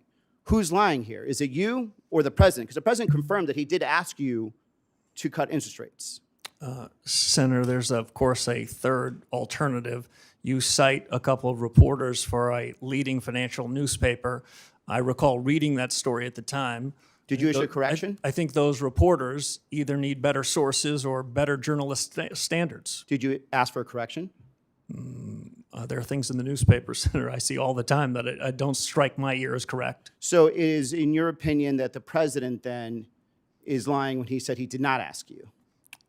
I can only repeat to you, Senator, what I said to several of your colleagues. So you did not. You right now, under sworn testimony, are saying just to right now that the president of the United States in that job interview did not ask you to cut interest rates. The president never asked me to commit to interest rate cuts at any particular meeting over the period of my tenure at the Fed. He didn't ask for it. He didn't demand it. He didn't require it, and nor would I have ever done so. So if these reporters come back and say to do another follow-up on this and they confirm what they heard, what will your response be? Well, my response would be what I suggested to you a few moments ago. As I read that story in real time, I remember thinking they either need better journalistic standards or better sources. So, here's my problem, Mr. Chair and colleagues. And Mr. Warsh, I think you're incredibly qualified. But a lot of us are actually worried about the integrity of the Federal Reserve. We're worried about what this means for the economic markets, and we're worried about what this means for inflation. We're worried about your independence, and now we're hearing direct contradictions whether or not you were directly asked by the president to cut interest rates, and you're saying no, and he's saying yes. And I think for a lot of us, there's a question now of credibility. And I think there's a real reason why many of us are not voting no. As a matter of fact, until you verbally spoke to Mr. Kennedy and answered his question that he did not ask, the president did not ask you to cut interest rates, this was not even going to be brought up. So there's definitely right now a true question about who is lying here. It's either you or it's the president. I yield back. Senator, if I might respond? Certainly. Thank you. I take my responsibility to be an independent leader of the Federal Reserve very seriously, if confirmed by this body. I take the integrity of the office and my personal integrity very seriously. And I stand by every word I said. The president never asked me to commit to any such thing, nor would I ever do so. Mr. Banks. No, sir. Thank you, Mr. Chairman. Governor Warsh, congrats on your nomination. As we spoke about during our meeting in my office, I strongly support your nomination and look forward to voting for you to be the next chairman of the Federal Reserve, and it can't happen soon enough. One policy area that we strongly agree on is the threat that China poses to America's economy. In fact, you've written publicly that China is deliberately positioning its financial system to rival U.S. leadership and actively working to elevate its currency on the global stage. Can you talk for a minute about how the Federal Reserve reinforces the strength of the U.S. dollar as the world's reserve currency in the face of that challenge? Sure. Senator, it's great to see you again. We talked about some of these issues of the G2 rivalry, the rivalry between the U.S. and China in your office. If confirmed as chairman of the Federal Reserve, I will then have to say that it's the Treasury Secretary's business to talk about the dollar. It's the Fed chairman's business to talk about interest rates. But I think I can say this quite comfortably. The dollar is the linchpin of the global economy. The United States and the Federal Reserve is a beneficiary of the strength of the dollar. The U.S. financial system is the most important financial system in the world, and the central bank's been charged with really important responsibilities in overseeing it and supervising it. There are risks to the U.S. position in the world, including economic. The economic statecraft agenda led by Secretary Bessent and Secretary Rubio is an important one. On that, the Fed will play a supporting role in ensuring that the financial system is as safe as it can be, and work with them, because it's outside of the conduct of monetary policy, to ensure the U.S. is on its front foot and in a position of strength during this period of rivalry between the U.S. and another nation around the world. What are some of those? I understand the role of the Treasury Department versus the Fed, but what are the most important steps that the Fed can take to reinforce confidence in the U.S. dollar? Deliver stable prices, Senator. Deliver an economy that improves from here even further, where real take-home pay moves up, where inflation falls, and the U.S. economic growth potential is the best in the world. I mentioned earlier, Senator, something that I really do believe. AI is a testament to American ingenuity. The United States is the best positioned country in the world to take advantage of it so that the U.S. economy, U.S. workers benefit from it. That the U.S. is in a better position than anyone else, but it's filled with challenges, geopolitical challenges, technology challenges. So the sooner that we can hit the ground running on reform agenda, the better. You wrote in an op-ed in 2021 in the Wall Street Journal that I recommend everyone reads. It's one of the reasons that I wholeheartedly support you, because of it says a lot about you in this op-ed. But you talked about how the PRC is actively promoting its digital yuan currency with the explicit goal of creating an alternative payment system that sidesteps U.S. sanctions. You've been very clear that China's not playing by the rules. China is buying over 80% of Iran's sanctioned oil in Chinese currency through Chinese banks, completely outside SWIFT. The Iranian government says it is charging ships to transit the Strait of Hormuz and collects payments via crypto and Chinese currency. What tools does the Federal Reserve have to defend the dollar's role as countries route payments through the Chinese financial systems to do business with Iran and other adversaries? Yeah, Senator, thank you. As we talked about before, monetary policy is independent. But outside of monetary policy, the Federal Reserve can be working hand in hand with the rest of the government. The Federal Reserve is independent inside of government, not independent of government. What the U.S. can do with respect to the dollar is have a more robust payment system. The Fed has a number of payment systems that most financial participants in the world use. I would say they all are in need of substantial reform. There's a system called Fed Now, which some describe as Fed Yesterday. There's a series of new technologies that the Fed needs to oversee and needs to architect so that the payment system in the U.S. is the safest, most efficient, most capable in the world. Otherwise, we'll be losing to adversaries around the world in being the linchpin of the global economy. Thank you. Your leadership is so important, and it's important right now. We need you on the job right now, not later, right now. So I look forward to voting for you quickly and seeing you confirmed and getting you on the job. With that, I yield back. Thank you, sir. Senator Blunt Rochester. Thank you, Mr. Chairman Yes, and ma'am. Ranking Member Warren. Also, thank you, Mr. Warsh, for taking the time also to meet with me earlier this week. I share many of the concerns of different committee members about us kind of putting the cart before the horse.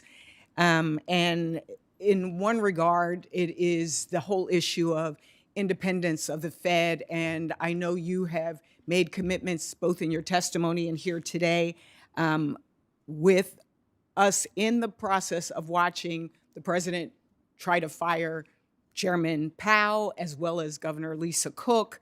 It really raises a lot of red flags for us. Even Justice Kavanaugh said that no president has fired a sitting governor in the 112-year history of the Fed, which was structured to be independent of day-to-day politics, and that it would weaken, if not shatter, the independence of the Federal Reserve. There are a lot of questions here today as well about both ethics and whether or not all the paperwork is in, and even Senator Warren's question about, selling of the assets and whether they will be transparent is something that's important, again, to ensure confidence. And so I shared some of those concerns with you in person when we met, and I share them here for the record. I did have a question. I want to focus on AI, but I did have a question beforehand that I wanted to clarify. You mentioned your desire for reform as well as regime change at the Fed. Could you just clarify, you didn't mean removing the regional bank presidents whose 5-year terms were just restated and re-upped in December? Senator, I meant policy regime change.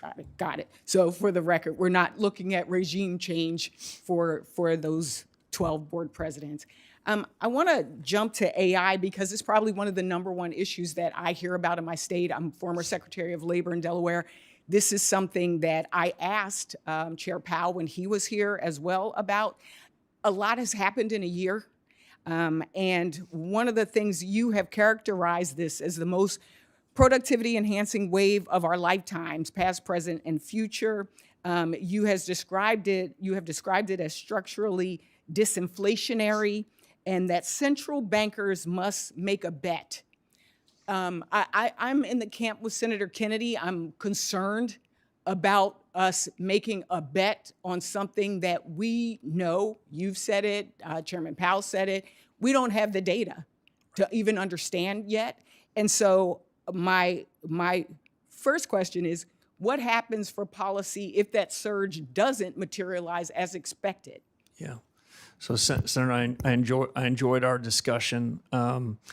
I think the essential elements of a new policy for the Federal Reserve is to get access to better data and to dig deeper into the productivity possibilities that can come out of this new investment wave.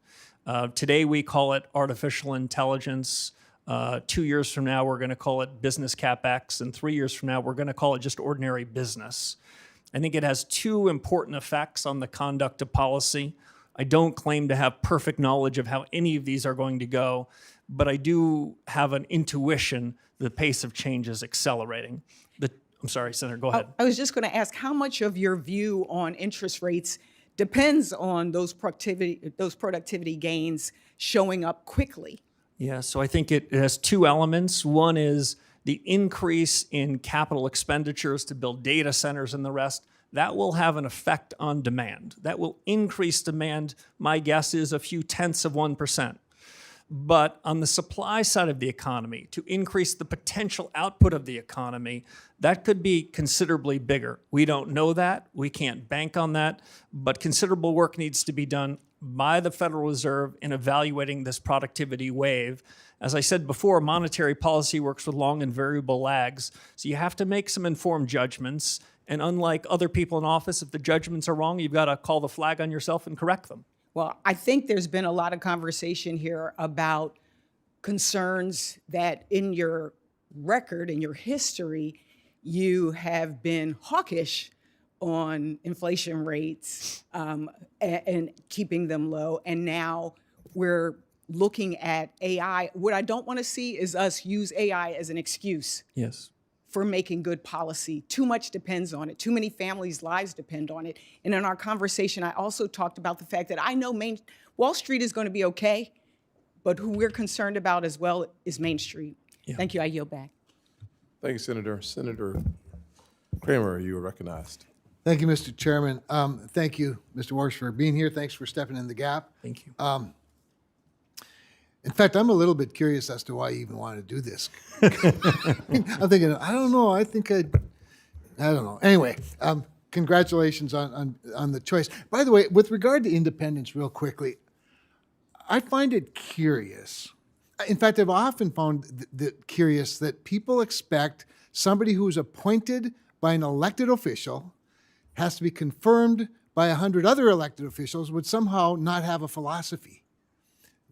That's what I hear sometimes. Like, why don't we, speaking of AI, we should just have an AI Fed chairman. That way it'd be completely neutral, right? Other than the people that put all the information in the algorithms. Anyway, that said, I think we should not forget that it would be common for a president who believes that interest rates should be lower to want to nominate somebody who has expressed that maybe interest rates could be a little lower, as opposed to the quid pro quo that's being accused of today. So I'm just grateful you're willing to do it. By the way, the other thing about independence that strikes me with regard to the Fed, do you have any idea how often an interest rate decision by the Fed is a 12-0 or a 10-0 vote? Do you have a sense of it? I do, Senator. I'd say over the last 15 years, decisions have been unanimous or near unanimous. As I said to one of your colleagues earlier, I prefer clean memos and messier meetings, and there's nothing wrong with a divergence of opinion. These are very hard calls.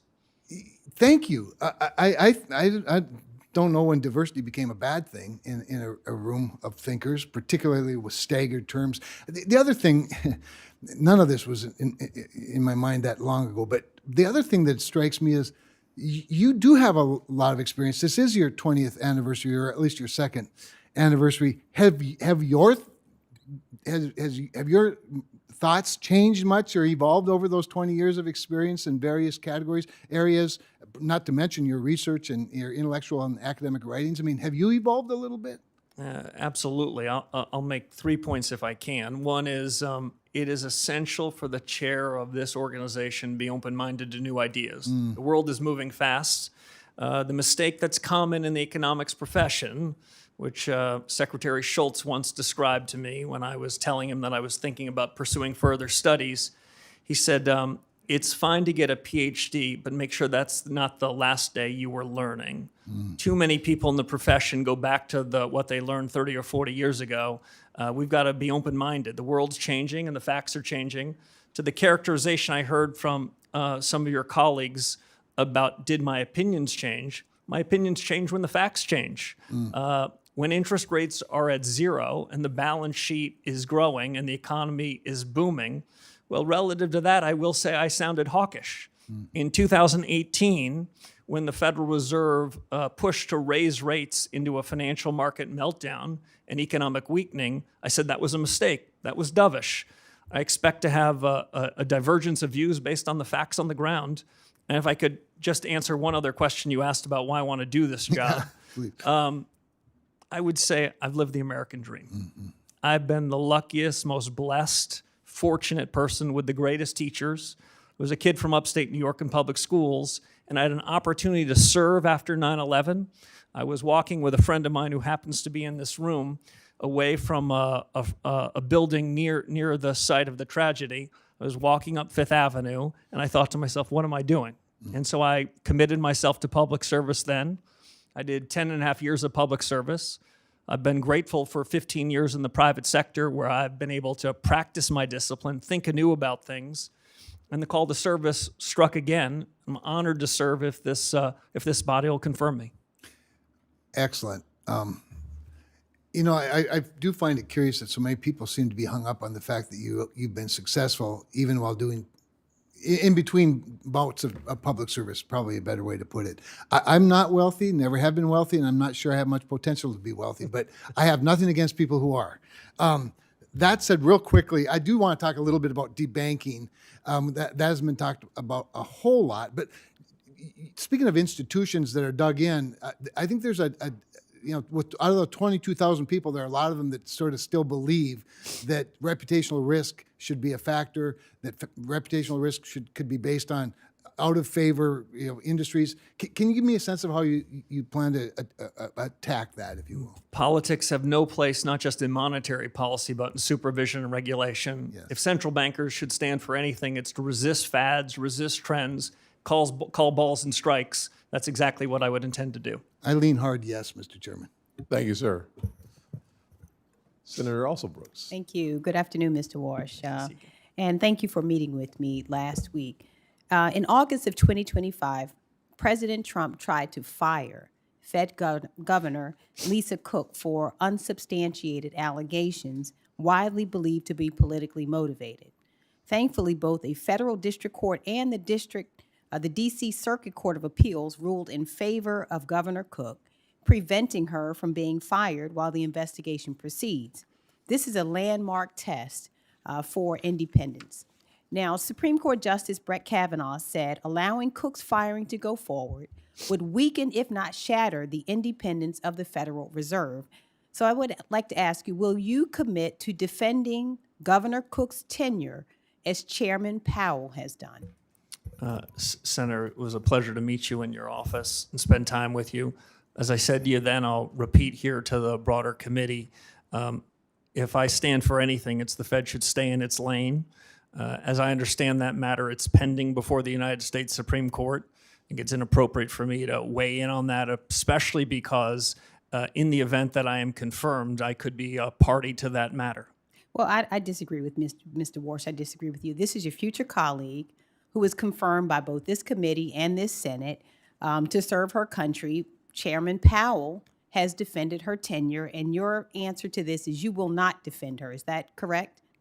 No, Senator, that's not my answer. My answer is there's a pending case before the Supreme Court, the results of which I think we're going to hear about soon. If confirmed by this body, I will follow the Constitution, the Supreme Court law, and the best of the Fed's tradition. Well, let me ask you this then. Do you agree or disagree with Justice Kavanaugh on the Supreme Court, who said that her firing would weaken, if not shatter, the Fed's independence? Do you agree with Justice Kavanaugh? So I took a constitutional law class, but I wouldn't say I'm worthy of being a Supreme Court justice. What I can say is Fed independence means everything to me. And it means, and that's exactly what I would try to do if I'm confirmed. Well, I'd like to move on to the criminal investigation of Chairman Powell. The Trump administration could have taken many off-ramps to end what is a ridiculous exercise. Instead, they have doubled down. U.S. Attorney for the District of Columbia, Jeanine Pirro, sent prosecutors to the Fed last week to continue this circus, and they were turned away. Chairman Powell has said that the administration's investigation is not about any testimony or the renovations of a building, calling these arguments pretext, and he said that the threat of criminal charges is a consequence of the Federal Reserve setting interest rates based on its best assessment of what will serve the public rather than following the preferences of the president. So do you dispute Chairman Powell's assertion that the investigations are pretext for policy disagreements? Senator, as I said with respect to the other case, this is also pending before the courts. I have a ton of confidence in the court's ability to make a final resolution. I'd abide by any judgment of the courts and would follow that judgment in the best of the Fed's It's traditions. difficult. Let me just ask you another question instead. Just a few days ago, bless his heart, President Trump called Chairman Powell a stubborn, incompetent person who he said suffers from Trump derangement syndrome. Now, can you say before this committee that you disagree with this characterization? Yeah, my disagreements with Chairman Powell are about policy, not about personality or personnel. Okay, let me ask you another question about the president. Now, my colleague a moment ago said to you that the president, you said the president has never asked you about lowering interest rates, and you said he never specifically, is the word you use, demanded that you decrease interest rates. Well, did the president generally suggest this to you as well? You know, in my recitation to your colleagues, I wasn't trying to be clever. The president never generally or specifically instructed me, suggested I should commit to any interest rate path whatsoever. Okay, let me go to another point. So if the Senate does not confirm you by May 15th, the president may inject more financial chaos into our economy by illegally attempting to remove Chairman Powell and installing someone else until your confirmation. Now, the law is quite clear here.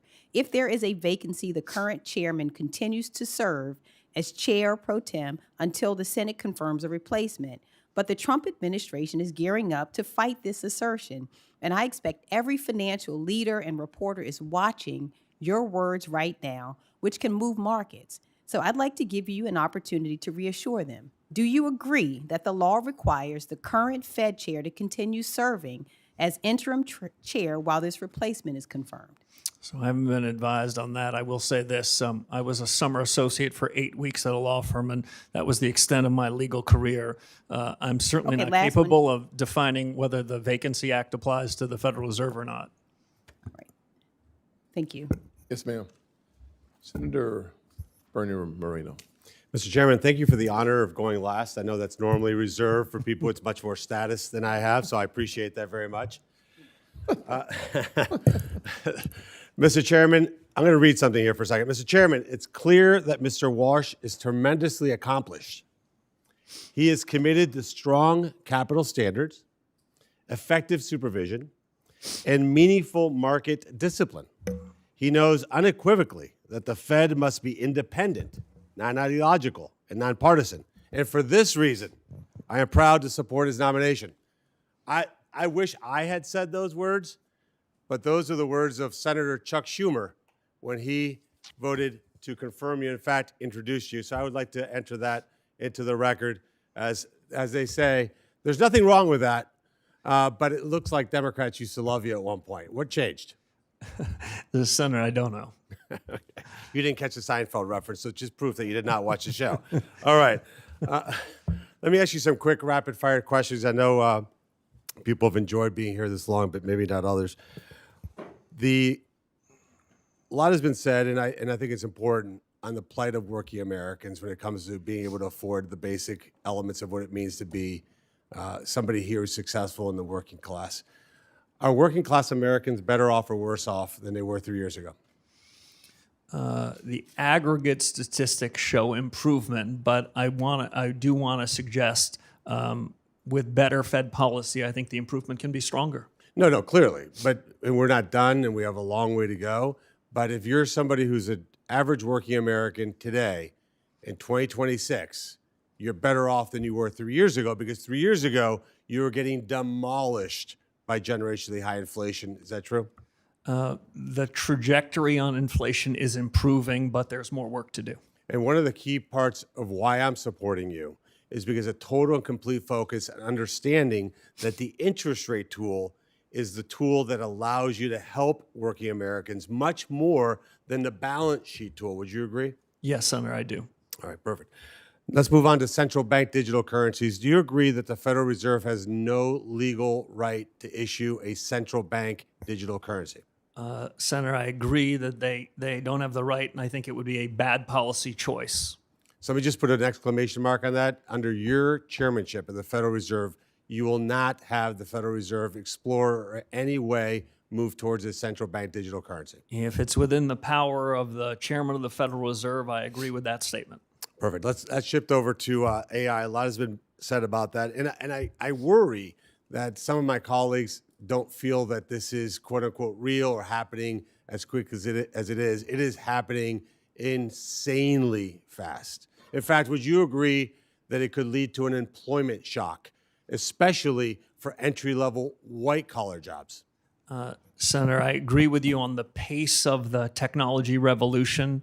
I've had to update my own priors versus 6 or 12 months ago as I've seen the rate of improvement of the models. Senator, the way I describe it is this: I am more confident that there will be improved output than I am certain about when the effects of that would be on the labor market. I basically believe in the following good economic tenet, which is described as the lump of labor fallacy. And we tend to think in economics, there's only a fixed number of jobs, and we've got to fill them every day possible. The labor force, the structure of the labor market changes. The jobs that will be created 2 or 3 years from now, some of which are unimaginable to us today. But the lag between the improvement in output and the effect on the labor markets, that's got to be central to the Fed's thinking, given the pace of innovation in this cycle. And this concept of price stability plus maximum employment, that maximum employment piece is problematic when policymakers open our borders and let tens of millions of people come into this country illegally. Is that not correct? No, I'm gonna let you guys handle immigration policy. I'm gonna have plenty on my plate if confirmed. But adding 10 to 20, 30 million people into the country when you're trying to make certain that everybody here has a job is problematic, correct? Yeah, the central bank takes the labor market is as it is, and that's a function of policies you and the administration put in place. It's not our place to be opining on that. Okay. And let me just add one last thing and more to your wife. How did you get so lucky to have a guy that's so romantic that on Valentine's Day of 2006, he brings you to a Senate hearing? I mean, you set a high bar for all of us. Look, I'm going to ruin the suspense for everybody. You're going to be confirmed. You're going to be the Federal Reserve Chairman. And most importantly, you're going to do an incredible job. And I'm honored to be able to have been part of that process, and will vote for you resoundingly. Thank you, Senator.